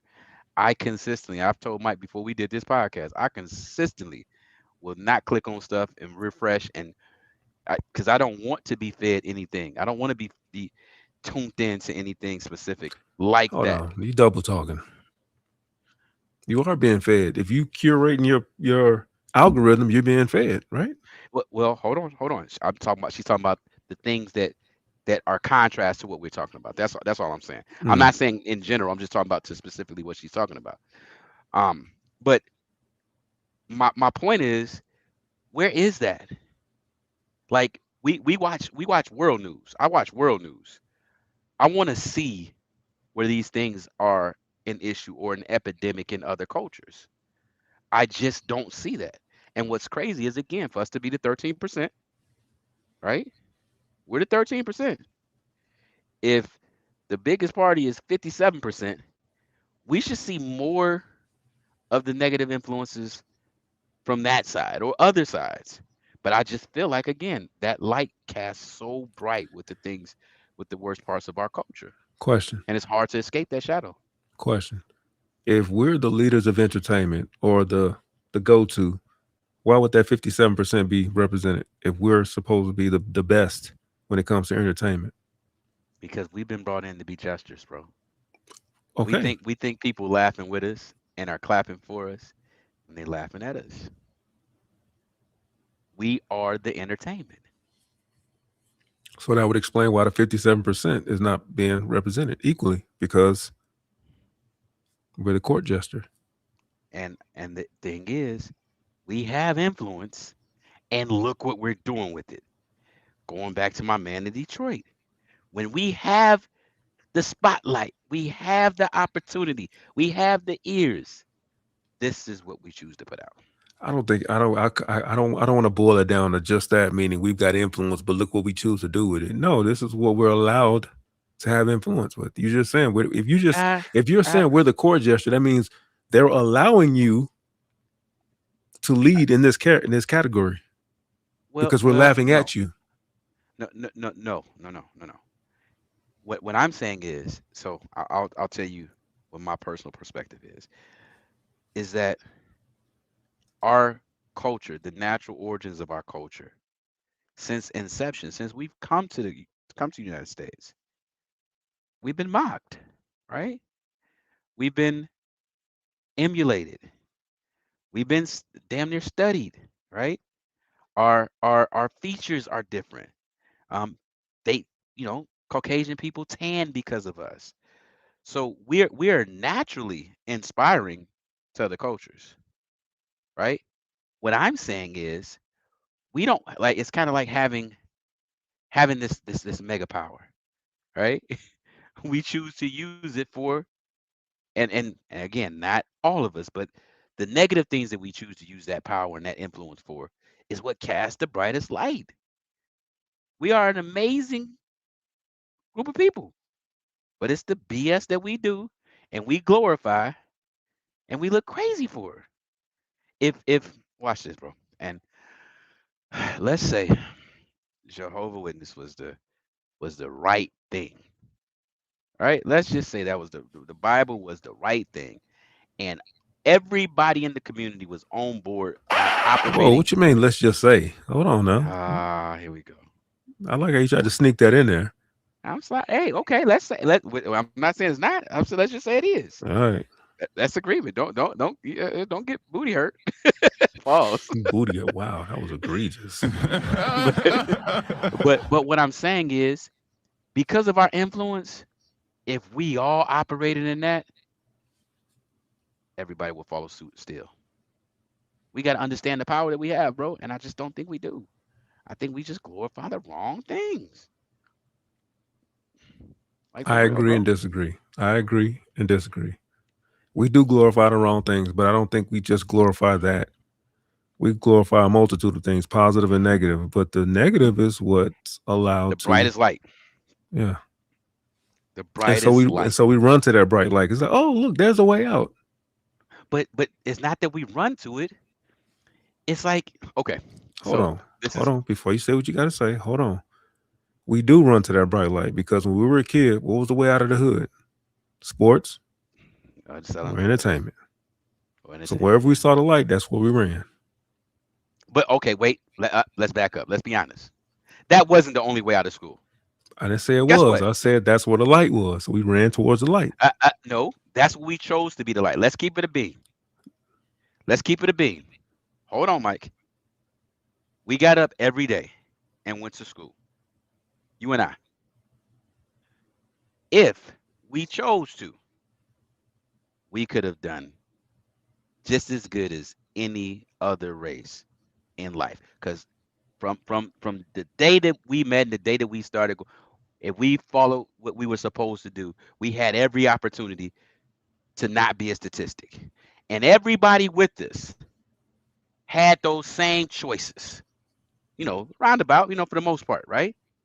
It goes back to what we chose to highlight because we knew kids our age that instead of doing what we were What doing, color? What color? both colors. Okay. Let's keep it a beam, both colors.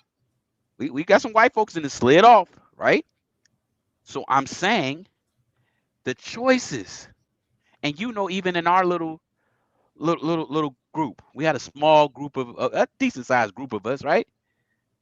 Everybody wasn't moving in the same direction, and some people made it cool to do the dumb stuff, the But we still foolery, the clicked up. We foolishness. still clicked up though. Hold on. We still clicked. You hear what I said, right? We went to a PWI or PW, whatever, predominantly white school, and we still clicked up with other melanated people. I respect that. Okay. That's natural. So even though we weren't all monolith and we didn't all go in the same direction, we tend to gravitate to those who look like us so that we can relate to. And this is why I was saying we moved towards the light, which the light was entertainment and rapping. But hold on, let's back up though. Within our culture, our culture, let's say we found each other, we found our tribe, right? Watch this. In our tribe, if you didn't have J's on first day, you didn't have the freshest clothes. We created this hierarchy. You got clowned, right? Whereas if there was somebody that was, yes, you come on, bro, at the lunch table. I didn't, but go ahead. Well, I got clowned behind my back then because I don't remember that. But maybe. Yeah. But what I'm saying is, it was we created these subcategories, and what's crazy is, bro, where we lived, we went to school with people that lived in the projects, right?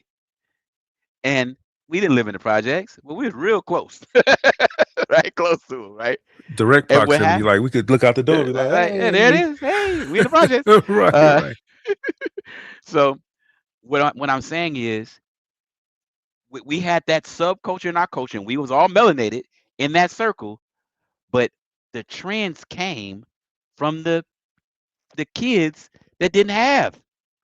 They the ones who set the trends. Like, they was cool. Right. And that's the crazy thing about our society. Let's keep it a beam, Mike. Coming from where we came from, gangs and drugs wasn't our way. That wasn't what we were supposed to be doing. We knew that, right? But within the subculture, that was the way. That was the way. Yeah. That's what I'm saying. I think our difference is we had pops. We had competent. Yeah. Right? I mean, we didn't have perfect parents, but we had competent parents. And so even though the culture went this way and that way, the predominant force of what we saw was between those four walls. Even though we strayed and we kind of did our thing, yeah, I think that helped us out tremendously. It could be, right? And I'm not saying that's not the case. But on the other side of it, bro, it's crazy. Like, bro, like CDC said, pay less shoes. You can't play, bro. You get with some buddies, with some MA1000s, or some Pro Wings, XJ900s. XJ900s. Oh, yeah. Which them was Adidas. Them was Adidas. Mama called them Adidas. Had them stripes. Them XJ900s. Or look, them Shacks. When them Shacks came out. Oh my God. Oh my God. Yeah, buddy. $25. Like, but watch this. Isn't it crazy? Think about our culture. Our culture and what was across the street from us, they supposed to wear Payless shoes. That's what those shoes were made for. CDT said I had them Hakeem Elijah. The Patrick Ewins. Remember the big old Patrick Ewins? Remember the 33s? The No. 33s? CDT went through it. Oh my God, the Hakeems. Okay, that's what's up. That's what's up. So Yeah. let's hear from Percy Miller. A contrasting view of what he Yeah. was telling me out. You ain't got to mute. You ain't got to mute. I got the what you call. Come on, mouse. Thanks, CDT.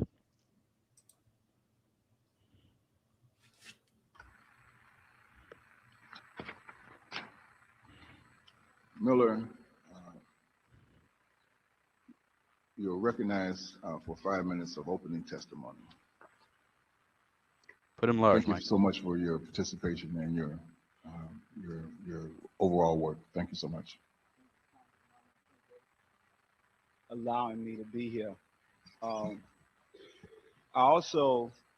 not here to put down hip hop because I want everybody to know, and I didn't prepare a speech.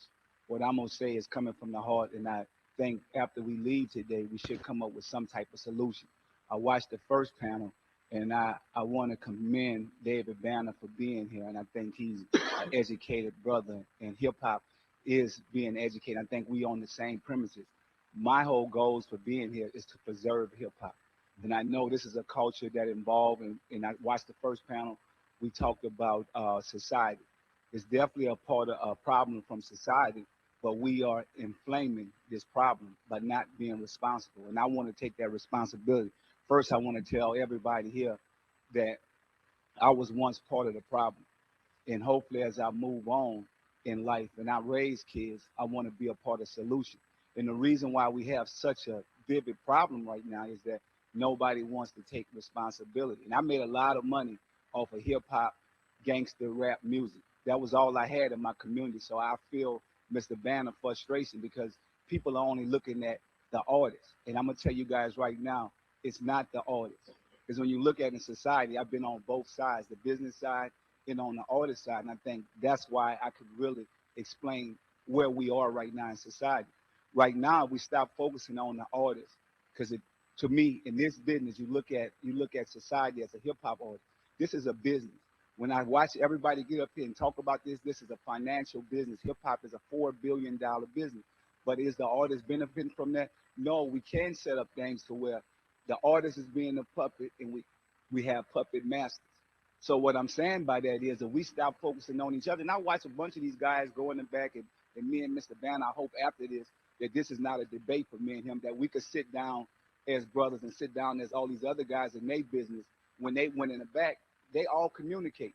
They understand the big picture. And once we get us to understand the big picture, we definitely can save our kids and our community. And this is about, with me, is about growing up. You know, growing up in society is so important. And can I be here 10 years ago and tell you the same thing I can tell you? No. Well, we all get to that level where we can grow up and understand the valuable part that we could play to preserve hip hop, because to us and our kids, this is a way of life. This is the way we take our kids out of the ghetto. And for me, I could honestly say I was I was only in it for the money.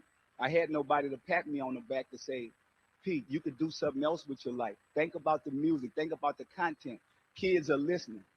When I changed my life, I understand that my kids, I was in a car with my own kids and I turned my turned my CD on, and I noticed my kids was in the car. I had to turn the music down. And I said, you know what? I need to fix my own problem. We have to start fixing this as an individual.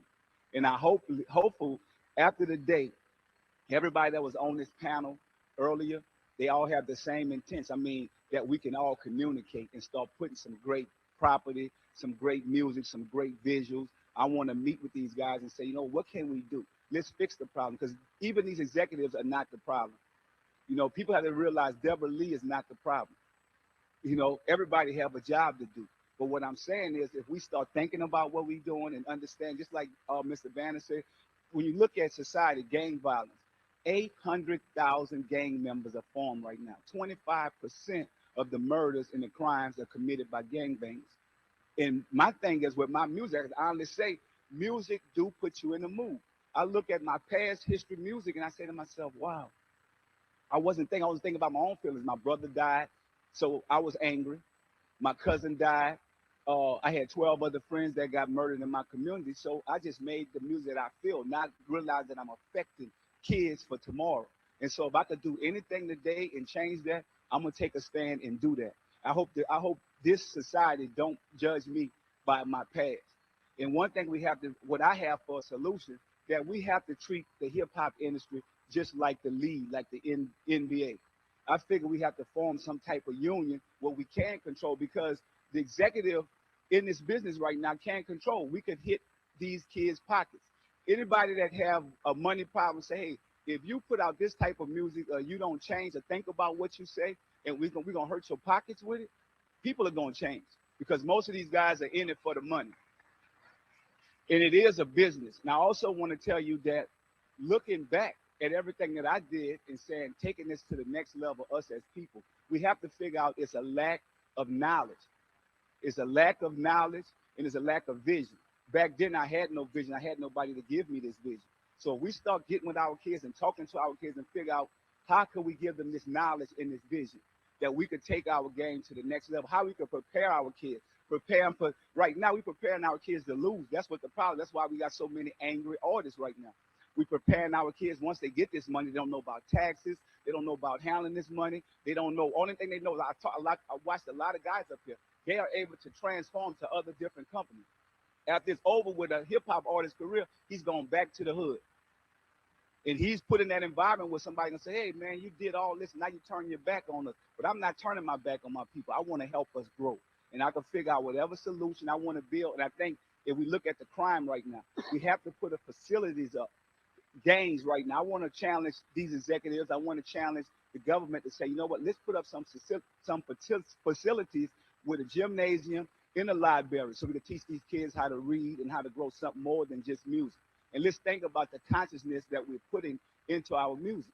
Stop the cap. Form some type of union like the NBA has. They have a union that they talk about the music. I mean, they talk about what happens on and off the court. And we start finding kids for what they do and hitting their pockets. I think we could change our music industry and preserve it and save hip hop. And that's my goals right now, to stop pointing the fingers and let us all get together and figure out how we could preserve this billion-dollar industry, and also teach our kids about equity funds, about growing, about building a generational wealth, instead of teaching our kids, destroying them, saying we're going to take the next one out and put the next one in. When 50 Cent ain't hot no more, we looking for somebody else. Now, what do 50 Cent go after this? Why is he not a company executive? So now he can understand the problem and say, this is what I've been through, let's save some of these kids. But I think the problem is right now we focus on just the artists. We got to take the focus off the artists, and we got to come together as what we're doing today. But we got to get behind the scenes and let's keep this going. Thank you very much for your commentary.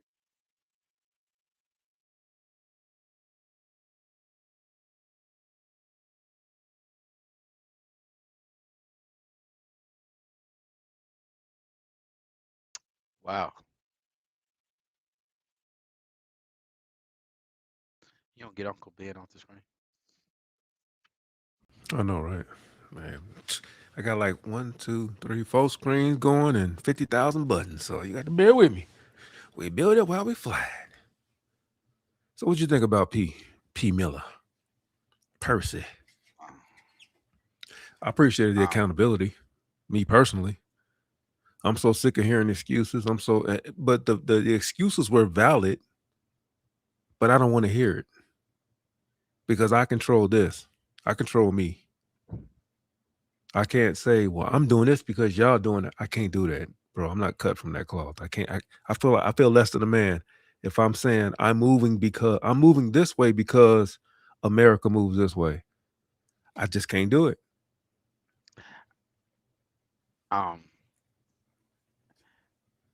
think you misunderstood his point when he was making that reference. I don't think he was making that reference as if himself and using that as an excuse. Hold on. He was Pause. That wasn't a shot at P. Miller. Oh, okay. Yeah, okay. I'm fully on board with what P said from start to finish. Yeah, I'm speaking more to the poetic crybaby at the beginning. That's my guy, David Banner, but it was too much of. Go ahead. So as we learn more, we do better, right? Yeah. Well. He's speaking a completely different tone now. What I will say is this. Yeah.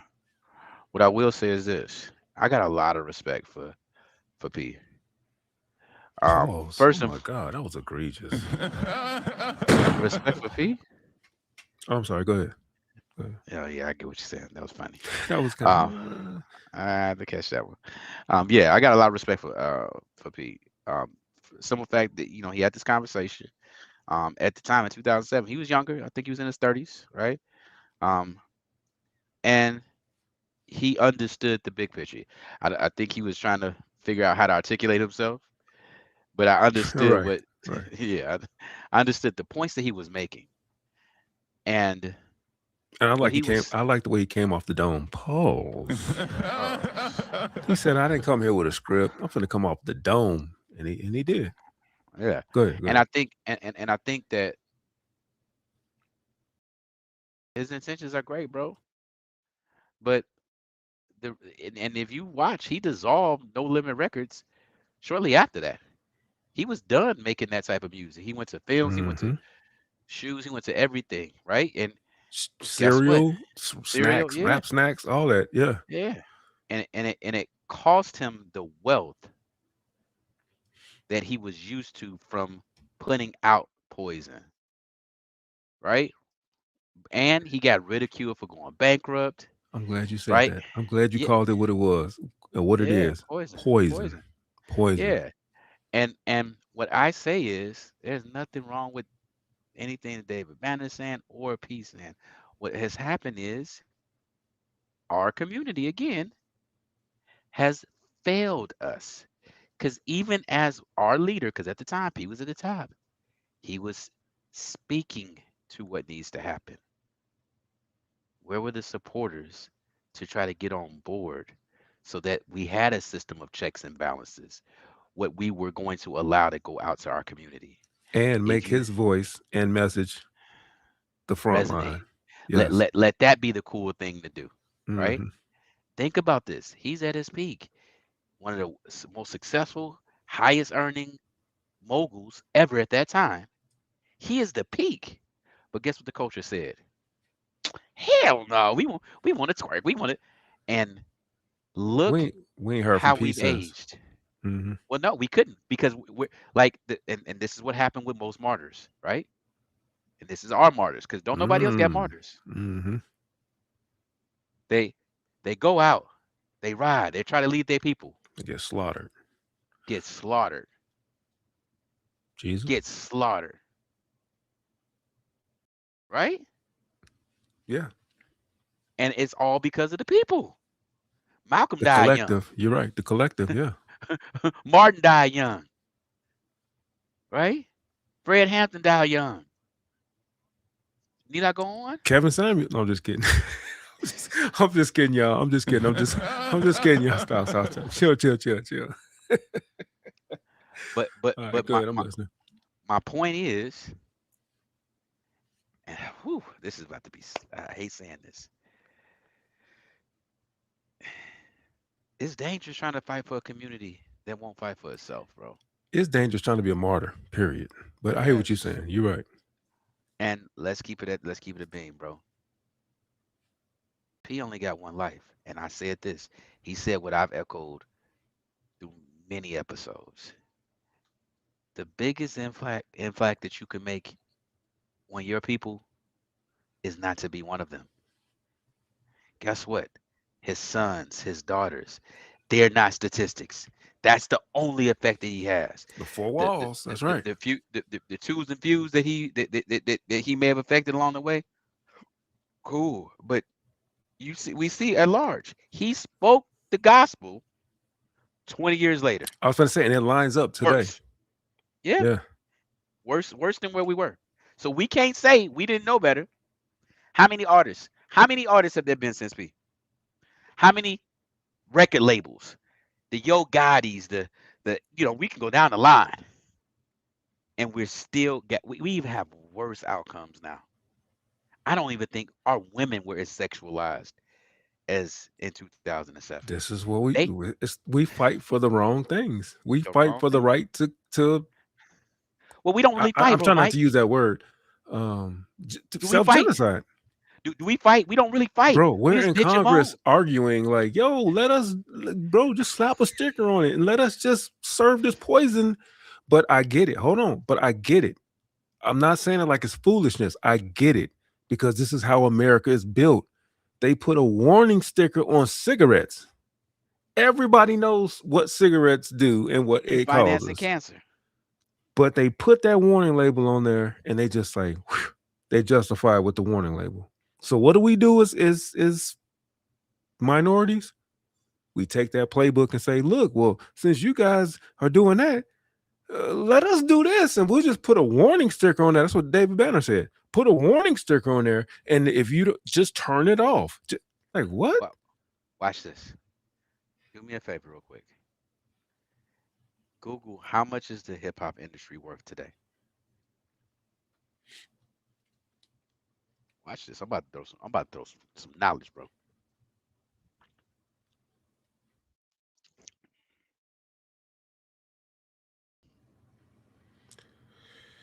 It is worth 15 to 16 billion annually. Annually. Mm-hmm. That's annually. Annually, yeah. When P was talking. Hold on. However, if you include its broader lifestyle footprint, such as streetwear, fashion, blah, blah, blah, 100 billion. $100 billion. 100 billion. So watch this. We took an industry that in 2007, it was only worth $4 billion. 25 times over. Right? And we still doing worse off than we were. So we can't blame it on nobody. Because the money's there. The opportunities are there. The growth is there. Let me say this, bro. No. Hold on. Don't lose your thought. I just want to interject this. Don't lose your thought. Please don't. This is why we can't say, well, they do it. Why can we do it? Because when they do it, they make money. When we do it, they make money off of our backs. So don't do it. Go ahead. Well, let's go back again. You know what $100 billion can do? Sound like reparations to me, but I'm just go ahead. What can they do? And we complain. Okay, we watch this. We got 100 billion, and today there are probably 50 Master P's. Whatever he was worth then, there's probably 50 of those comparatively, right? What's our excuse? Who's holding us back?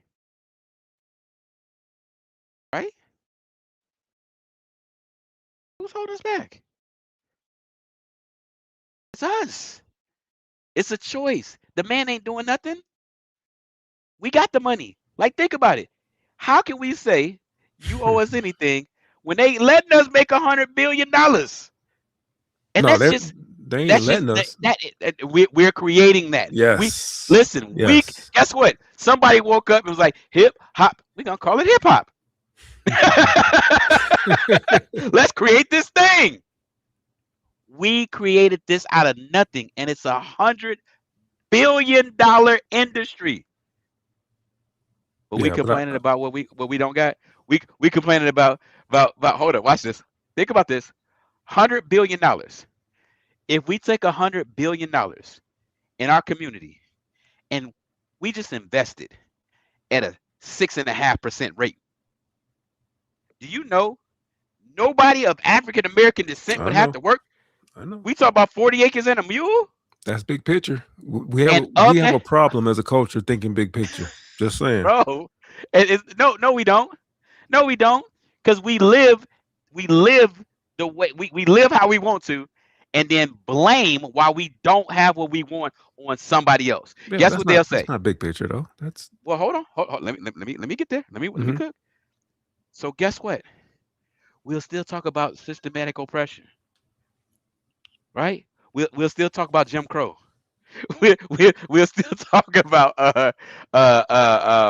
what do they call it in the workplace? What do they call it? DEI. Yeah. We'll still talk about discrimination. Watch this, Mike. Let's keep it a bean. We'll still talk about police brutality. Bro, if you got $100 billion, you put a tenth of that behind any campaign, Right. you could be the president. You could take over Congress. Do you know how many white entrepreneurs would love to be able to create an industry that in 20 years is worth $100 billion? Why is it okay for you to invoke white folks, but if somebody else be like, no, don't talk about white folks? No. I'm invoking them because white people have always been used as a scapegoat as to why we can't do what we're doing. What I'm trying to say is we've had equal opportunity and we created an industry. I get what you're saying. Understand? I Do get you what you're saying. We understand? use scapegoats, understanding the gate is open. The cage is Yes. y'all. The cage is open. Yeah, All we gotta do is just walk through the cage. The cage is open, bro. but we're mentally still in bondage. Just walk out the cage. We use these excuses, not knowing that the cage is open. Bro, hip hop has grown faster than AI. Hip hop has grown. Yeah. Do you understand what I'm saying? It's the industry that was created, and guess what? There's a purpose for AI. Hip hop is entertainment. Like there's no usefulness, real usefulness. Right. Let me ask you something. It's worth $100 billion. And hold on. Go ahead. We aren't even the largest consumers of this that we can produce. Not so that anymore. means right. So think about it. We created a product that everybody want to be a part of, and we complaining about what we don't got, and we complaining about police brutality. We complaining about discrimination. We complaining about all this other stuff. We created it because we don't. We're complaining because we don't control it. We created it, but we don't control it. Oh, we control it? No, we don't. We control the output. We don't control the input, the money. We don't control. We don't own anything. Hold on. With a court gesture, remember? Hold on. That's because we cannot unite. Let me explain something to you real quick. Between Jay-Z, what's his name? Dr. Dre, Diddy, Ye, Rihanna, Beyonce. Those are all billionaires. Do you know what other ethnicities do? They pool their resources together to make something bigger. They become conglomerates. Guess what? Our culture won't allow us to do that because they rather us beef against each other. Hold on, time out. Let's hold on. I got you. I want to stay there. Okay. So you saying the culture won't allow Jay-Z, Beyonce, Rihanna, Oprah, Jordan, Drake, whoever else is claims they're Yeezy.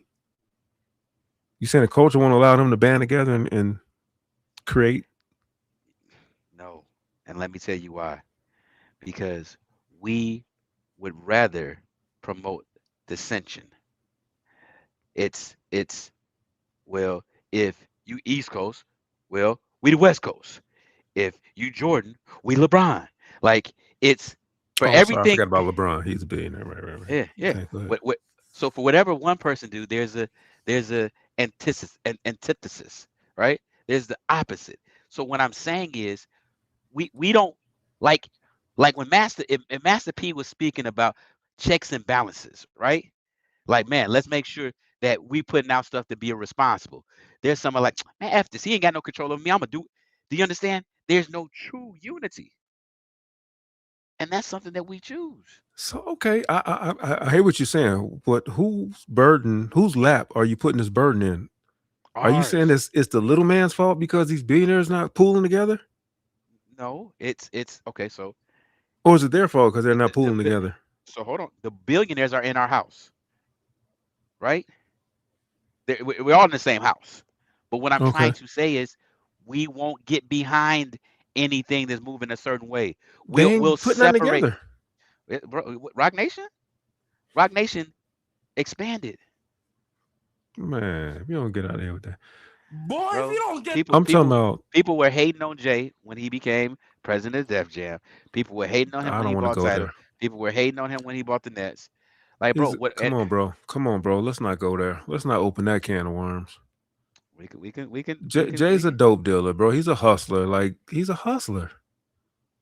Tidal was a move. It was a, hey y'all, hey black folk, come over here. And then say it like, bro, like, I get it. as an entrepreneur, I get it, but don't put him up here like he trying to band something together. No, then he making business No. deals. He doing nope. But again, Mike, what I'm trying to say is the consumers still control the output. In capitalist societies, they control what is being produced. That's the problem. That's why most moguls, they make their money behind the scenes because the consumers, right? They're ignorant. We want to promote the worst stuff. Mm. Do you understand what I'm saying? I'm trying to follow so the consumers are ignorant. So the burden is on us as a consumer to Yeah, not fall for the capitalistic. bro, it's for us to take care of our own households. Watch Okay. this. If the consumer followed suit of the ideology in which that we raise our households, right?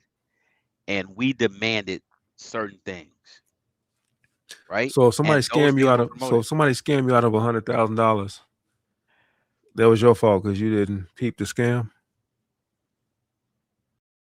I don't understand. I don't If pick it up what somebody you're putting down. scammed you out of $100,000, is that solely your fault because you fell for the okie doke, or is there equal blame? Because you're saying it's up to the consumer to not fall for what's being peddled to them. No, it's not to promote what's not.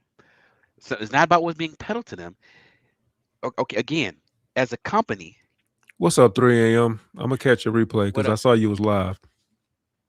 Go As ahead. a company, you cater to the need or to the desires of the consumer.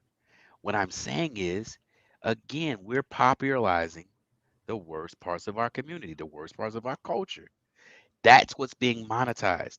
There is a lot of good stuff that's happening in our culture, but we're not promoting that. We're not supportive of that. That's why you see the ratchetness. This is the chicken and the egg debate. You know what? Okay, so I you're felt saying that way. we're popularizing the worst parts of the community. Is that a word? Is it because we are, or is it because it's being pushed and we're assuming that that's popular, so we're getting behind it? Are It's we both. are we grabbing it from ground zero and It's both. erecting it? We got enough. Think about it. We got enough data to say that we gonna like some BS. So guess what? Let's throw some BS out there. Let's throw this BS out there. Let's throw that BS out there. But music Our has to history be supersedes us. but music has to be introduced to you before you can promote it. Well, our culture. I don't. Well, it's that's a. I don't Right? have a definitive answer. I think it's both. If I made It's both. 1,000 Shake That songs, you would only hear it if it was promoted. Not today. Because like think of again, if you put a Shake That A song out there and you put a song teaching about a conscious song out there, and you put it in front of the same audience, what's going to get promoted? And that audience is of a certain culture, of our culture. That's what I'm Yes. saying. That's what a choice is. Because again, Mike, let's keep it a beat. Hold There on. are there is positivity out there. There's a lot of us doing great. I think 80% of our community is doing amazing things. Has amazing lyrics, has uplifting. Here's that algorithm. Uh-oh. Remember, when we do videos, right? We say the salacious stuff get pushed. It's not the fact that we're doing the salacious stuff. It's just that gets pushed. It's not It gets me. pushed It's not the because it's a culture. pull. It's not the It's a pull culture. for it, Mike. It's No, not Mike, it's the a pull. Mike, culture that's the pushing it. algorithm uses It's past data, Mike, to make no, predictive results. Yes, it does, Mike. no. That's Mike.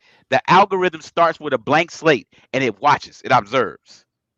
And then it's like, oh, okay. No, it doesn't. If you fire up a YouTube channel right now, nope. Hold on. If you start a YouTube channel right now, Mike, and don't do nothing, it's gonna feed you. Mike, you don't have to. It don't sit and wait. No, nigga. As soon as you fire up that YouTube channel, it's gonna Mike, feed you and see what you bite. Pause. Right. Yeah, that's a little pause. That was it. But Huh? it's gay day. Today's gay day. You cool. Gay day. Cool. It's Today's gay crazy. day. Today's gay day. So yeah, bro.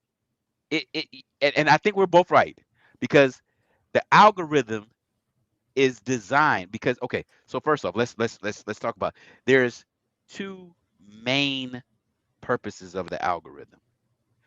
The purpose of the algorithm itself on the consumer side is to observe the To actions sell. of a no, that's the second part. Let me finish. All right, go ahead, It's bro. to observe the end user. Right. It's to learn the end user. The other part of the algorithm is not for the end user. It's for the companies because it wants to know what to market and how to market it. Because on the other side of this algorithm, this machine is guaranteeing a return on this type of advertisement based on the data that it observed. What I'm saying is it observes you first, then it pitches you, then it moves you, then it controls you. It uses your actions and your reactions. Like if we're talking about the day one of the internet, right? Day one of it's watching. It don't know nothing about you, right? Right. So It's it's going to everything. pitch to you just like a commercial, just like No, when you no, no, watch no, no, no, TV. no, no, no, no, no, no, no. YouTube works like this. When you first go on YouTube, it's a whole Wow. bunch of stuff. Now, hear me out. No, I'm talking in Mm-hmm. general terms. It's a whole bunch of stuff. I'm talking about day one. Nobody knows what it is. Just a whole bunch of stuff. Thank you. That's the Whatever pitch. catches. A whole bunch of Hold on. No, stuff. That's the pitch. no. It But feeds you it doesn't know. first. No, the YouTube doesn't know. It's just putting stuff there. It doesn't It's know what you feeding like. you, and you Mike, got to hold on. pick, and it's waiting for you to Hold pick. on. It feeds it to you, and it sits back and waits. You're missing it. What's Okay, fed to go you ahead. day one, YouTube is not an entity itself. What's fed to you day one is what you search on Google. YouTube is owned by Mike. I'm trying to tell you, I'm your Google listening. searches, Google is your about Google Google. searches, Yes, I your know. They're all in location, cahoots. all these other Yes, factors. yes. Yes. And what I'm saying is, if you take all of that out, before they had all that, when the algorithm was starting from day one, it was just watching. Where's this person going? What does this person do? What is he searching? What is he interested in? Okay, And so then you it starts. telling me if you excuse me, I didn't mean to cut you off. You telling me if I bought a brand new phone, opened up a brand new Gmail, connected everything, and clicked on, it's gonna know who I am and what I've searched. It's gonna today it's gonna figure out your proximity to other people, your likeness of what they would think. It's gonna introduce a little bit of that. It's gonna take Thank factors from you. Thank where you. you. You made my point. Thank you. But It feeds I'm me saying, first. Thank you. hold on, Mike. Pause. Whoa. Hold on. It's gay day. You good? What I'm Okay, all right. saying, you good. What I'm saying though is you're talking about from how it's how Inception. YouTube is formed today. I'm talking about day one. Without any data, what it actually does is observes. It has to observe first because it doesn't know anything. And it uses that data and then it I agree. guarantees on the back end to companies, hey, I got I this agree. product. I want to sell hats. Well, I can sell your hats. How can you sell your hats? Well, I got this search engine. Anybody who says I'm looking for hats. That's I'm what gonna make your that's point. what Google's about. I agree. YouTube, Chad, I'm about to concede. I'm about to make his point. It does observe first because when you set your Gmail up, it asks you age, gender.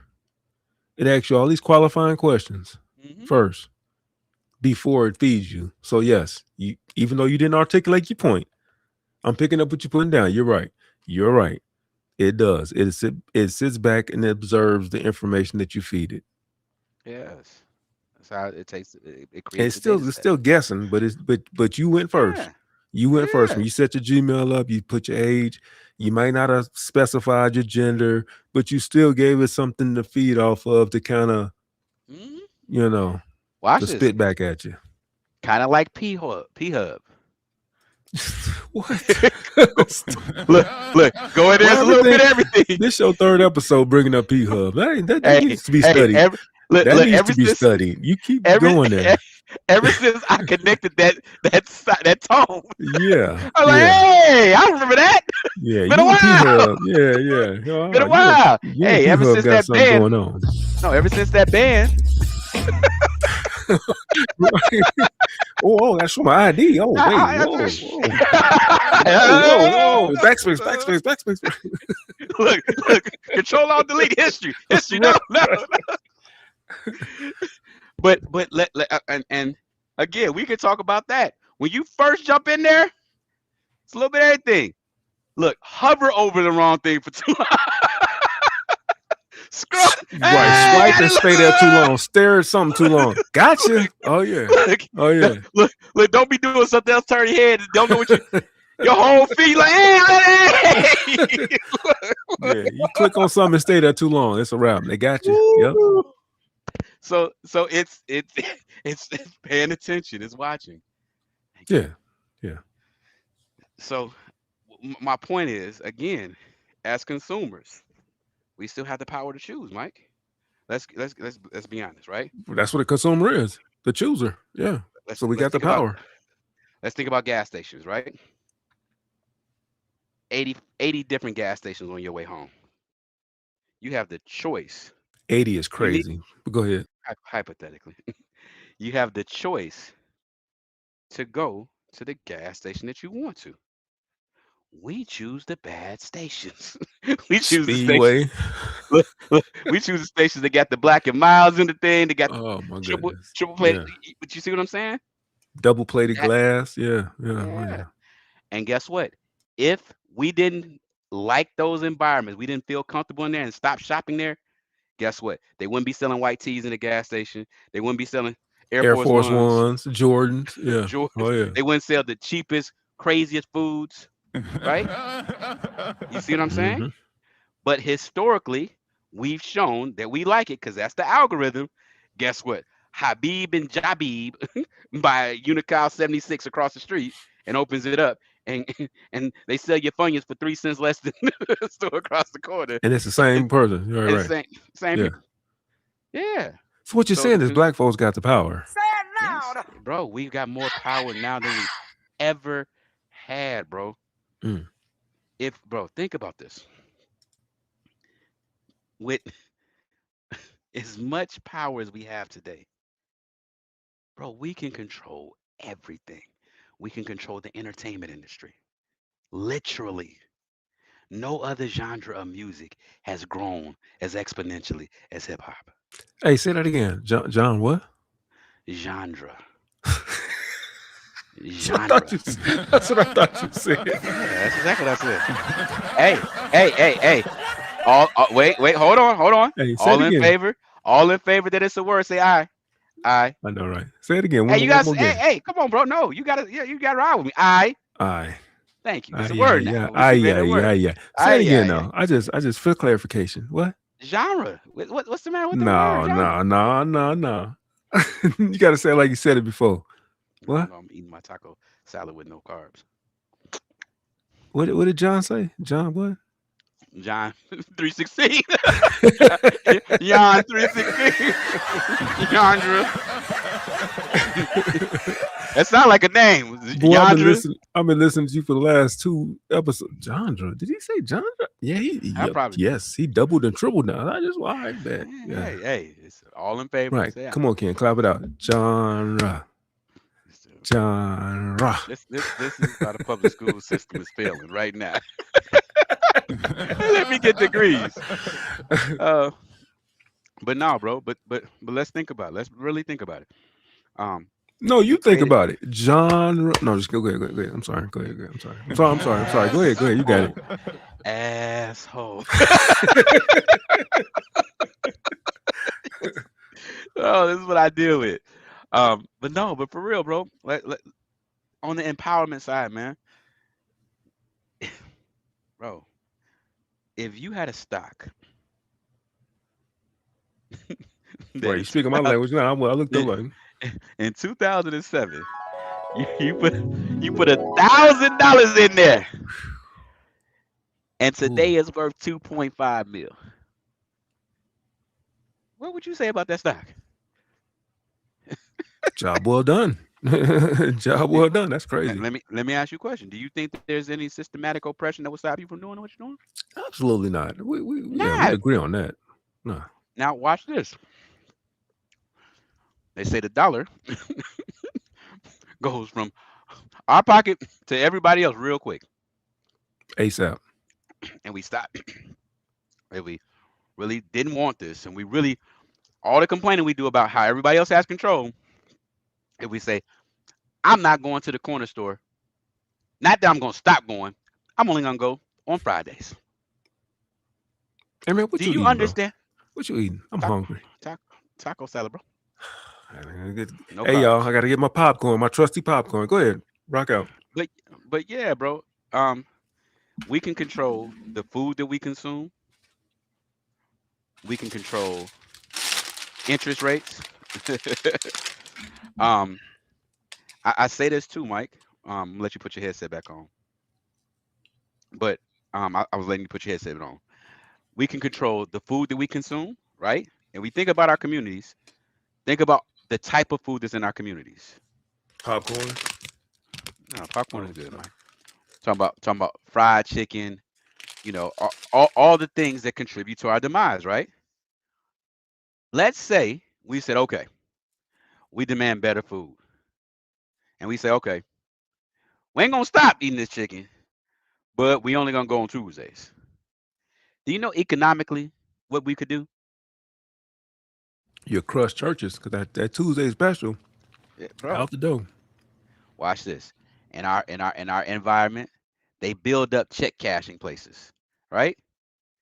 If we say, I'm not gonna cash my check here, I'm not gonna buy these stamps here, I'm not gonna pay my bills here, right? We put a little effort towards it. We change what's introduced to our community. Because guess what? Banks want to make money, right? We would demand better if we can control our actions, but I we don't think can't. that's realistic. You know why? I'm listening. Because Everybody in check systems. I'm no, sorry. no, no. Just in general, that's not realistic because the general population outnumbers the military and the government. Yet we're under the control of the military and the government. So for you to say it's just as simple as just don't buy or don't consume, there'll be other ways to control. Well, yes, but that's a part of the equation. That's the thing that we can control. Now, again, like we said, if we can create an industry that can 25x and it's still growing. Don't get it twisted. It's still growing. We can put people locally, right? We can build towns. We could build if that's what we really wanted. You talking about ownership now? Yeah, that's yeah. Yeah, bro. And ownership comes. We gotta get out of that consumer mindset though. Well, it's not that. It's not even about the consumer mindset, Mike. It's just about understanding what the opportunities that we really have. Let's keep it a beam, Mike. I Okay, ain't gonna hold lie. on. If you got opportunity to build, that means you're not a consumer. You're no longer a consumer, right? Or am I missing? Am I off? If I'm off, let me know. Well. So again, we have a choice. Like we complain about what we don't have, right? So I'll give you an example. This is crazy. So 2016, 2018 is when I first got into Tesla. Tesla stock was like $82. $82 a share, right? Every year, right? There are anywhere from 10 to 15 pairs of Jordans that come out. Hmm. Each pair of Jordans is an average of about $200, right? 200 times 10 is 2,000. We know in the poorest of communities, they gonna have at least half of those pair of J's. And we're just using Jordans.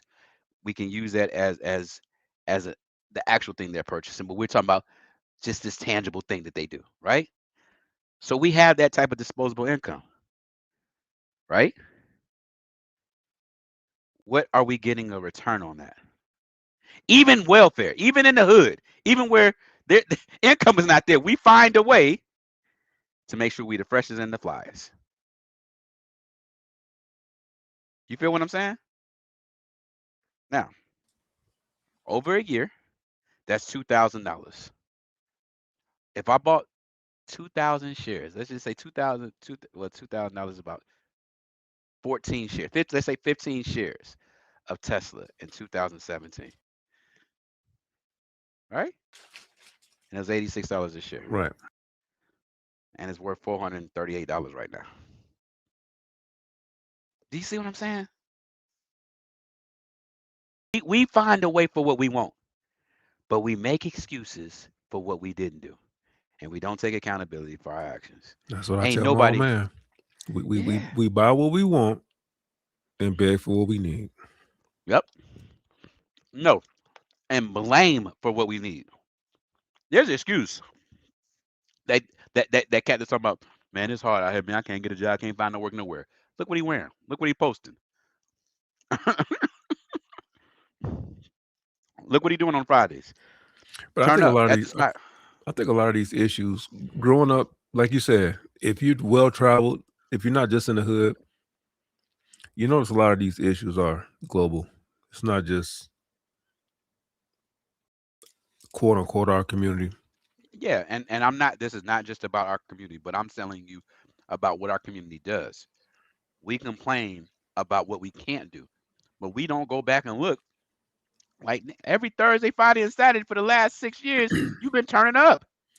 We And we Tesla's only $336.87. Just I just want to well clear that up for the chat. look at the middle of July.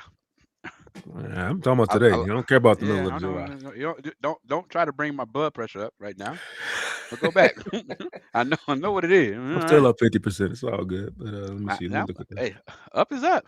Yeah, I know, right? 50 ain't impressive, but I'm still up. I'll take it. My point You of said saying middle that of is, July? 412, 415.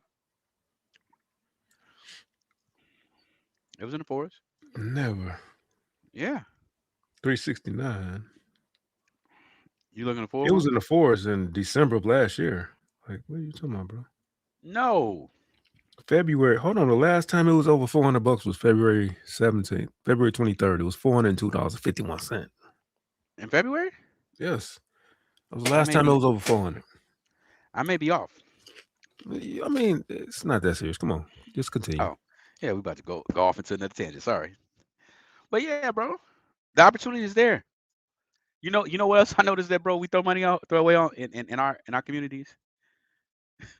You gonna die laughing. We talk about what we can't do, but we will take a $600 car and restore it up to $150,000. That's crazy. I be looking at this. I said, bro, that car still worth $600. You got $80,000 worth of work with it. Parts and labor and hey. 30s. We putting 30s on on the $600 car. That's Like, that big picture mentality. We don't have the big picture mentality. From the music that we listen to investing, like you said, to entrepreneurship. When you typically see someone in business, they have to stay down and reinvest in order to really make an impact. For some reason, we don't see the big picture. We got to look good while we're on this entrepreneurial journey instead of focusing on the business and reinvesting. Same thing with investing. We'll play the lottery because that's quick. Hopefully that's quick. We won't invest. We won't just wait the 20 years or however many years you got to wait for this thing to mature. We want it now. Yeah, but my argument is this. You're right. You're absolutely right. I agree with what you're saying. My argument is this, though, on the other side of that, right? I'm fine with us doing what we do, right? Those are our habits. But what I don't like is 20 years later, when you looking at accountability, why aren't you where you want to be? Why are you struggling? Ain't nobody gonna say I spent $50,000 in lottery tickets. Ain't nobody gonna say, dang man, I spent 170,000 on that dunk. I could have. They don't do that. They talk about all the other things. We had an episode, remember, about the I think it was with greetings and salutations. Tina Tina Mo. Mo, yeah. We was talking about the people that had the house for 30 years and right. We talk about all the conditions as to why they can't do nothing now and do nothing today. But we have to talk about what you effed up over the last 30 years We and be never real. we never talk about the process because that takes too Never. long. We never talk We about it, talk bro. about the cause and the effect, but never the process. Yep. But the process holds us accountable, bro. And we don't want to do that. And that's a big issue. You feel what I'm saying? Yep. All right, bro. It's 10:30. Okay. Any last thoughts? Let me see. Last thoughts. Yeah, I don't want to browbeat the community. I want to say this No. though. This is empowering, bro. I You got want a to say choice. this though. Those hearings, those congressional hearings, it did not speak on the origin. Because if you had a strong family, we wouldn't have to have congressional meetings and hearings on hip hop and its influence, right? If you had a strong family structure that would empower you, that would teach you, that would use these music lyrics as teachable moments in order to rear a family, you wouldn't have to depend on the government to do the job of a parent. You wouldn't have to worry about the artist doing the job of a parent. I believe the origin always starts at home. The family is under attack. And this is why we have to look to religious leaders, political leaders, commercial leaders, all these other leaders to do the job of the parent because the four walls are not secure. So my biggest takeaway from this is watching this is, hey, community starts at home. The first video we saw was what? Mama sending her two kids off and they cussing and throwing up signs and flashing money. It's like, bro, that's not an intact family. That's a broken family. Man, where you at? That's my take. And to piggyback on that, I'm from the perspective of, okay, families are broken, right? We're here. This is where we are. Now what? We got to stop being here. I hear you with the now what, but Now let's if we keep saying now what, we got 30 more now what's that's getting ready to happen. We got to stop the leak. Well, yeah, that's what I'm saying. I'm saying that go back to the origins, and I'm respecting what you're saying. Go back. We understand why, and it goes back to the family. We ain't got no family. What can we do? This like single mothers, fathers that are displaced. There are still things that we can do to contribute positively. Hey, if you're a single mother, don't flaunt your kids on the internet with ratchetness. That's the beauty of religion. That's the beauty of the Bible. Say it again. If you don't have a Say it head, again. you got the Say it scripture. again. Whether you Say it believe in the again. Bible or not, whether you believe it was written by men, whether you whatever. There's plenty of Bible principles. There's plenty of Bible principles that'll keep you steer clear from the shenanigans and the debauchery. So, although I'm calling out the men, like you said, what do we do now? Ain't no man. So what we gonna do now? All right, well, seek some structure. There was a story about not sure if it's a biblical story about the man in the flood. The man was standing on the corner, it started raining real hard, and he said, it was starting raining real hard. The water got to his knees, and a man came by on a small rowboat. He's like, "Hey man, you need some help?" He's like, "No, God gonna save me." He's like, "You sure you only know?" He said, "No, I'm standing here for God come save me." So man on the boat left. So he ran a little bit more, water up to his waist. Man came by on a tall truck with a crane. Say, "Hey, down there, you need help?" He's like, "Nah, man, God gonna save me. God gonna save me." Point of the story is, eventually that Negro drowned, and he went to heaven. And he was like, "God, how come you ain't save me?" God said, "Nigga, I sent 4 more for you. you. You need to do the work." My point of saying that is that having a religion that does give you a foundation, but you have to do the work. I know there's a book that says faith without works is not alive. and we got to do the work, y'all. That's my thing. Regardless where we at, regardless what the circumstances are, we got to do the work, and we can't complain about what we don't have because we can't change it. All we can do is make the next step for tomorrow. So that next step means don't exploit your kids. Cool. That makes that means the next relationship you have, be conscious of, is this gonna produce good fruit? Is this gonna give my kids a family environment? Um, next moment when I turn this song on, is this song gonna motivate me? Is this gonna promote that? These are small things that we can do. What they say, it takes 7 times to do something before it turns a habit. 7 times. Supposedly, yeah. Yeah. 7 times. You know what? Me and my ex-wife, we started that with seatbelts. And guess what, bro? You To, talk a to lot this about day, your ex-wife. I just want you to know you talk a lot about your ex-wife. that's a part of my life, bro. Mm. Me and my current wife, we wear our seatbelts. Ain't nothing wrong with that. I'm messing with No you. Go problem. My point of saying that is that yeah, it works. But guess what? You got to put the seatbelt on the first time. You got to. You got to make the change. You turn ratcheting this off once, turn it off 7 times. Well, apparently you don't like wearing seatbelts because you got 7 of them. So I'm just saying. Ain't nothing wrong. Listen, I don't like nothing rubber. All right, y'all. Make sure y'all join us Sunday. Oh wait, hold on. Ken, are you available Sunday? Here we go. Because we stream Sunday and Tuesday. So Yeah, if you're not hopefully don't. available, just say so. I'm available, man. All right, cool, bet. So join us Oh Sunday, wait, y'all. Oh God. wait. No, I'm available. We're gonna do the graduation party, but not the going away party next Sunday. Wait, what day of the week is this Sunday? Hold on. Probably the 28th or something like that. The Not last the Sunday of the 28th. month.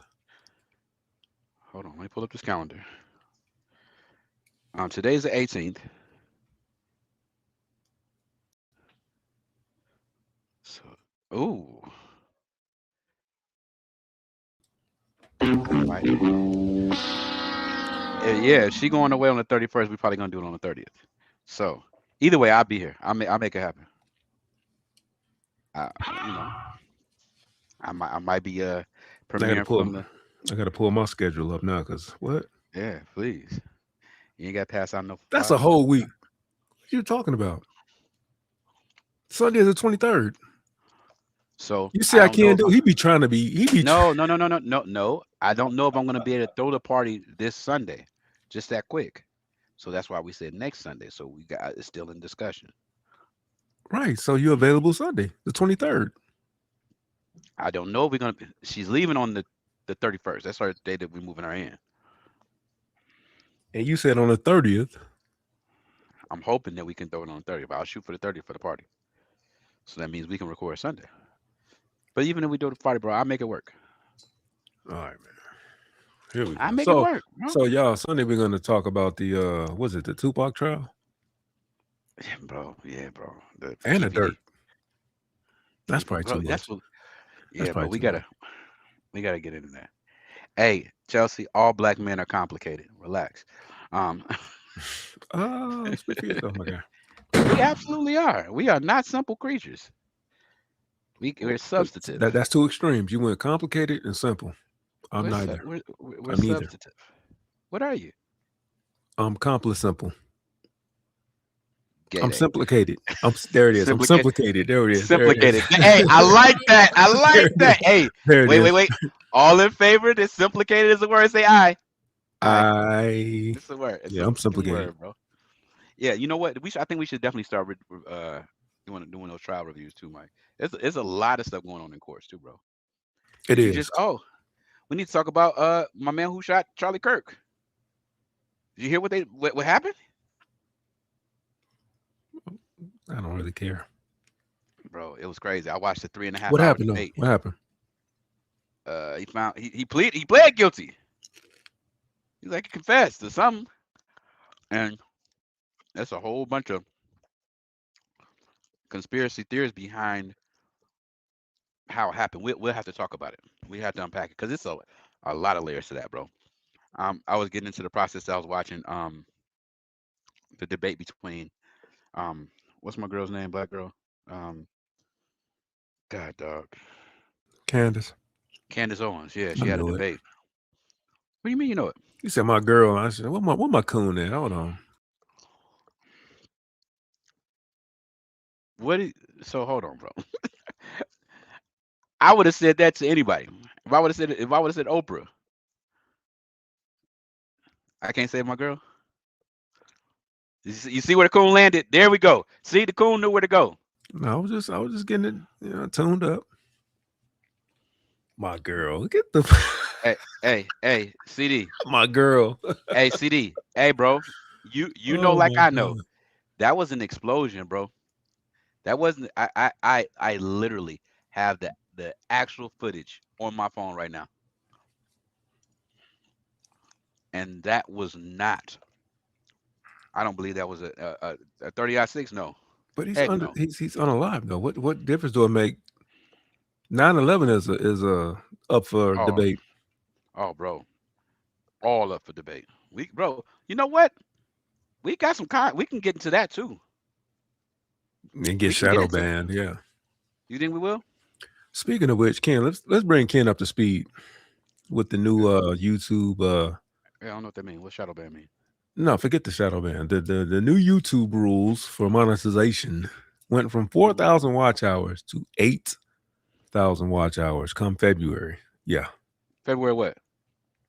I don't know. This past February? 2027. Hey, we need y'all to watch. Share. Because So listen, this if is come February is not basically there.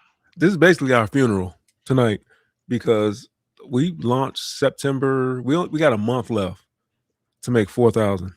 If we don't make that 4,000, we cooked. Wait, what do you mean? Then the bar raises to 8,000 to reach monetization. Wait. Hold up. I thought you said February. Yeah, hold on, me too. Hold on, y'all. Sorry, chat.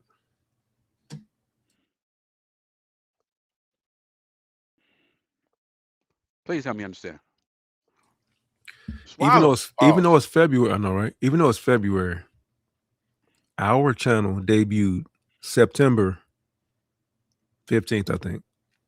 So that's our anniversary. That's our 1-year anniversary where we got to reach 4,000 hours of monetization. Oh, wait. It was a race? I didn't know we had a time frame. I thought just when you hit it, you hit it. Well, yeah, now it's going to be 8,000. Yeah, when you hit it, you hit it. Yeah. 8,000 by the first year? Let's try this again. We needed to reach 4,000 watch hours by September 15th. That's our anniversary date. Every channel has their own date. Ours was September 15th, I think. How close This is August 18th. We're halfway there. Halfway? Halfway. Okay, who we gotta pay? We gotta buy some bots then, bro. Come on. I'll split it half. If you can get at least 3,000, you'll make the first tier. Well, okay. Well, that's okay. We got a shot then. Wait, who said that? Hey, don't say that if you ain't sharing it. Don't give advice you ain't helping to the cause, Coach. So how many hours you accounted for? Hold on. No. Accountability starts here, Ken. You acting like David Banner. You pointing the finger. No, she the one doing it. I ain't saying we we have to put the content out. I ain't got all the answers, Sway. So I'm gonna need you tomorrow to go live. I need you tomorrow to go live. Bro, you know what it's gonna look like if I go live? And don't say nothing. Just go live. Yeah, there you go. Hold on. No, keep the camera off. Hold on. Keep the camera off. Just like that. Keep the camera off. Hold on. All right. All day. Look, I tell you what. Guess what? We out right now. Y'all can just stay on. Bye.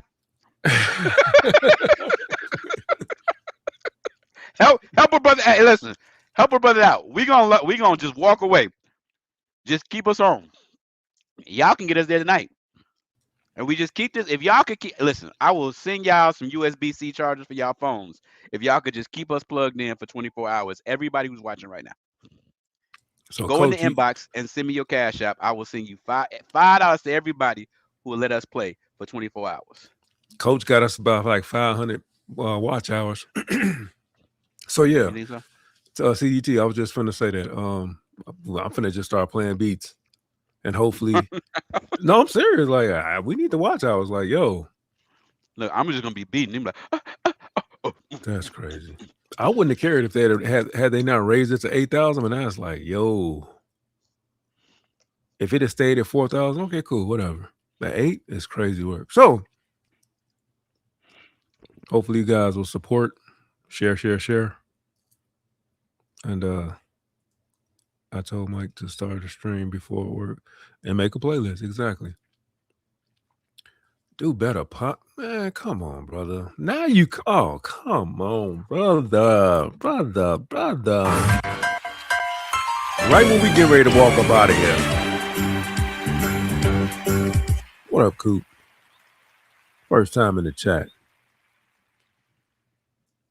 Coop, big dog. So yeah, we gotta get real thirsty out here, bro. We gotta get like stupid. Turn your camera back on. He probably done walked away. I didn't walk away. I'm on the phone myself. No, you walked away, nigga. Yeah. But yeah, so chat, just make sure you support. We're gonna be doing some foolery. I'm gonna go live at work tomorrow and show y'all some at work shenanigans. And just pull up and you ain't even gotta watch. Just let it play. Just let it play.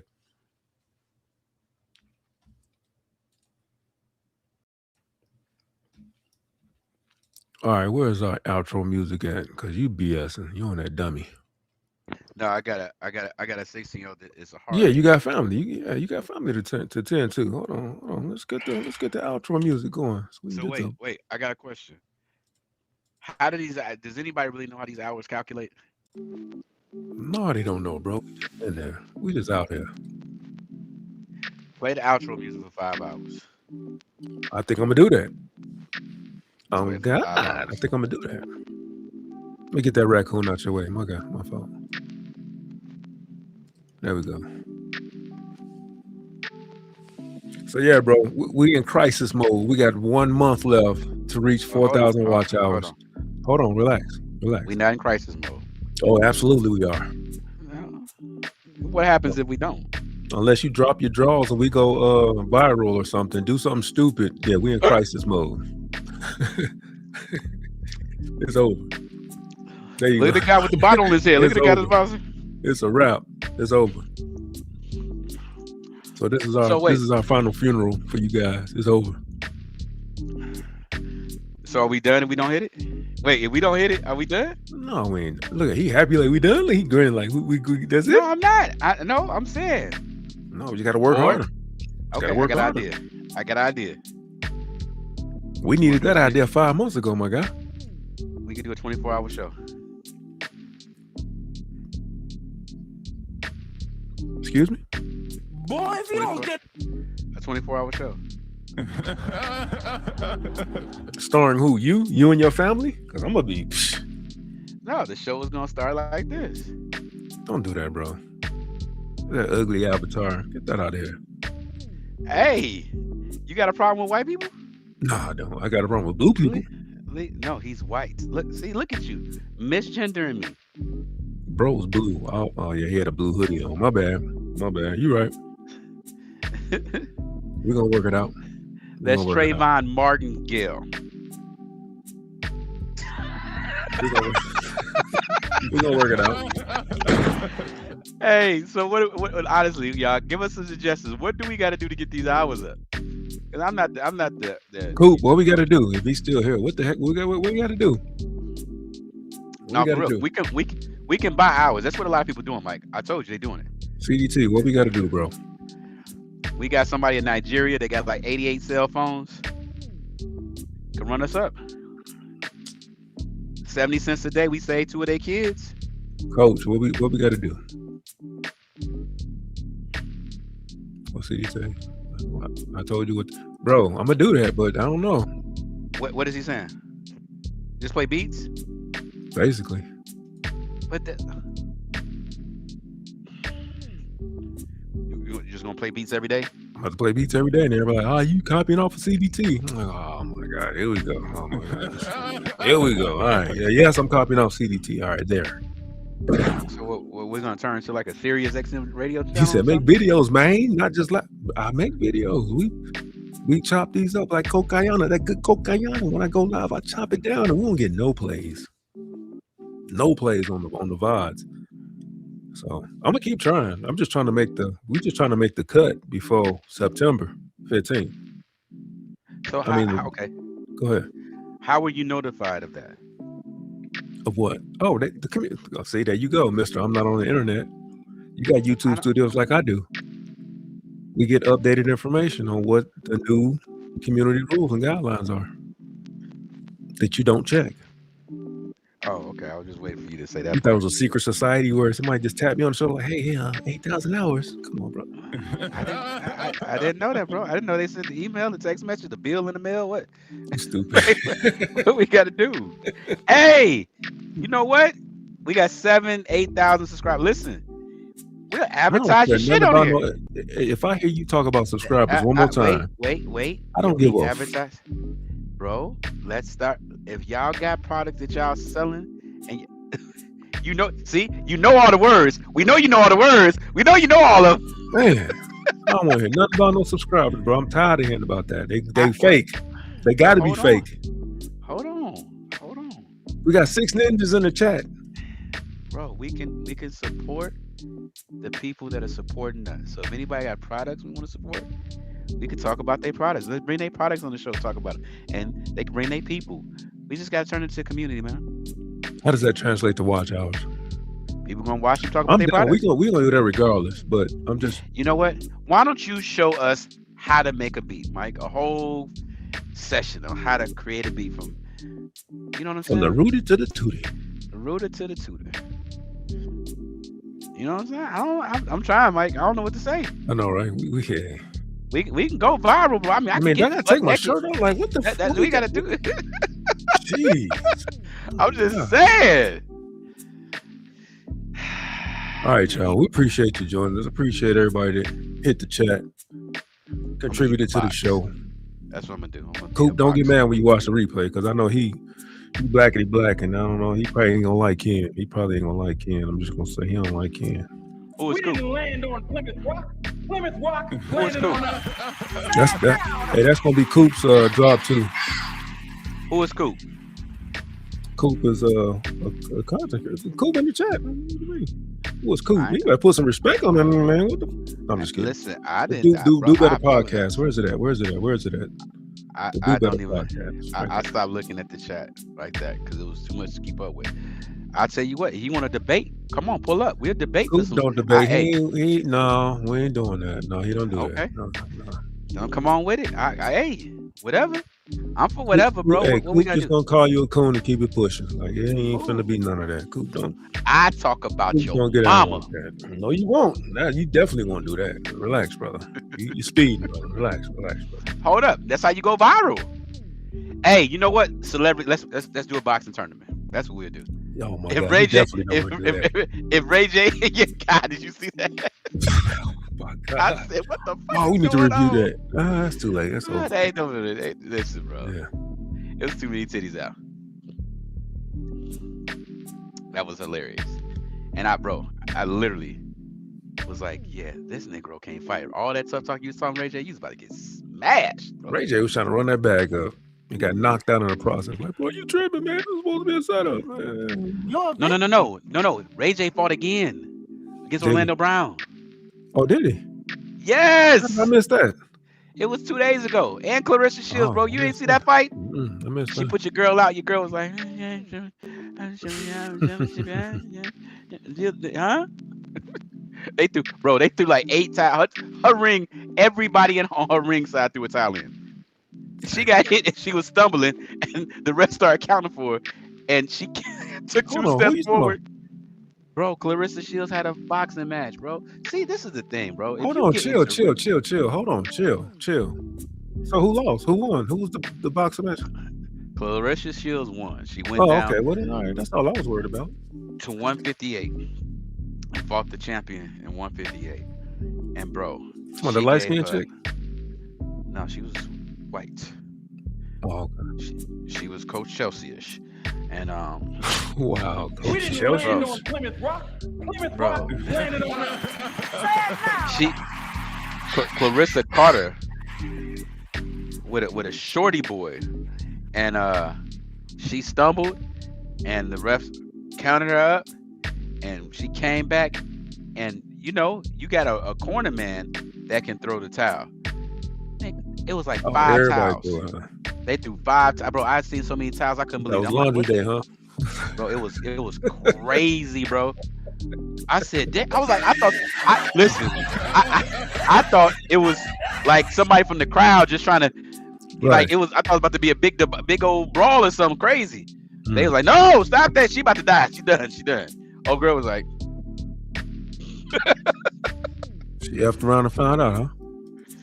yeah, bro. It's the only thing about boxing, bro. Somebody gotta lose. Hey, Chelsea, chill out, bro. Keep my name out your mouth, bro. What you say? Coach said, keep my name out your mouth. You know, Will Smith you. Bah! I don't believe in white and black violence.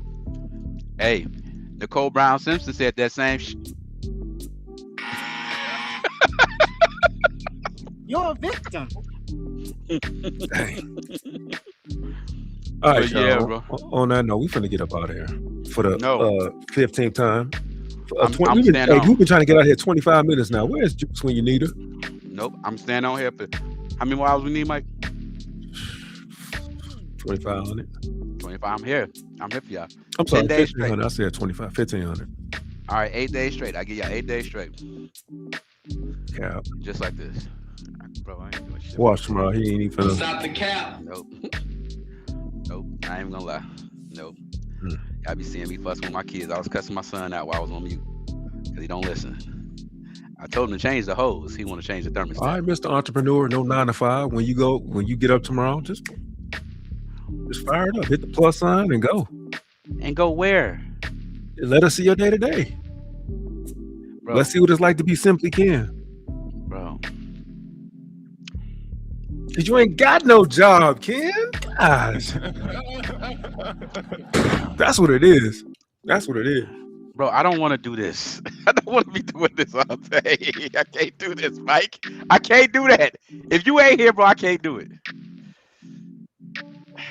We can go live again. You hit me up in the middle of the day or something. But I can't. I'm sorry, bro. It's just, this is a big stretch. I hear you. I'm the same way. Look. You're long-winded. I'm not. I can't. I don't like y'all that much. I can't just sit here and just. I can't do it, bro. Like I ain't got it, brother. You got it. Bro. I ain't got it. I'm willing to fire up the camera. Hold on. I'm willing to fire up the camera, but I'm not finna for 10 hours. You will for 10 hours, but you ain't willing to fire up the camera. See, we gotta make this thing work. Well, hold on. So if we could do a real podcast style, bro, if I can have it on my earpiece and the camera ain't got to be going, we can talk all day. Hey, would y'all pull up for that? If we just had the camera off and we're just kicking the bobos? Hey, y'all gonna have to. Ain't that? I'm not asking them nothing. We just gonna have to do that. We in desperation mode for real. Just fire up the camera and wait.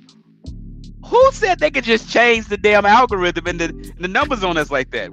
Don't we get a vote? Or like this ain't diplomatic? This a platform, brother. That's why I said, bro. I told you it's about to change. Ain't no regulation. CDT, this is what we gonna do.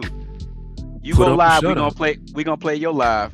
There you go. There you go. When you go live, log into mine. I'm gonna send you my credentials for our channel. Yeah, we all live. We all together. We're in this together, right? Black unity, right? That's what we was talking about, right? When you at CDT, because we know you go 10, 12 hours at a time. Plymouth Rock landed on Hey, CDT, and I know you call with it.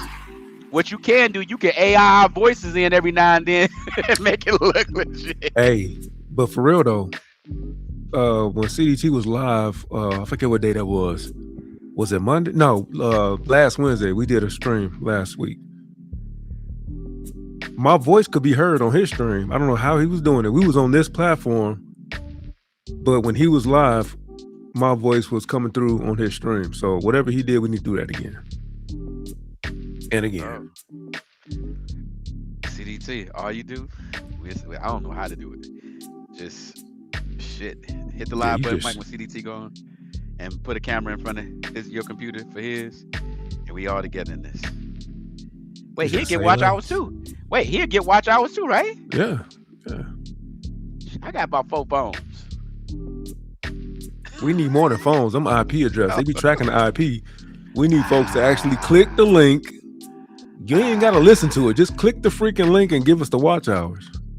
Bro, I need some people overseas in Singapore, because you know they be on it. But yeah, that's enough dry begging. We done dry begging for the night. So, what's your final words? I gave my final words. What's your final thoughts on the debauchery this evening? It's always good, man. It's always good to have conversation, man. I honestly, y'all, I take it with tongue in cheek a little bit with a lot of it, but I do appreciate the opportunity for me to express some of my hardships and how I feel and things that I go through as a parent. Before anything, that's what I am. So I definitely appreciate anybody who stays and listens to that, and I'm hoping that we can learn together from it. Because, bro, as we navigate this world of fatherhood and being a black male, it's not easy, man. It is not easy. But I do appreciate the ears that take a moment to listen to it. That being said, if y'all pray. If y'all light incense or sage, light some incense or sage, rub Buddha's belly. Eat some pork if you're Muslim. No, don't eat pork if you're Muslim. I was gonna say, whoa, what the? I don't know, bro. It's whatever.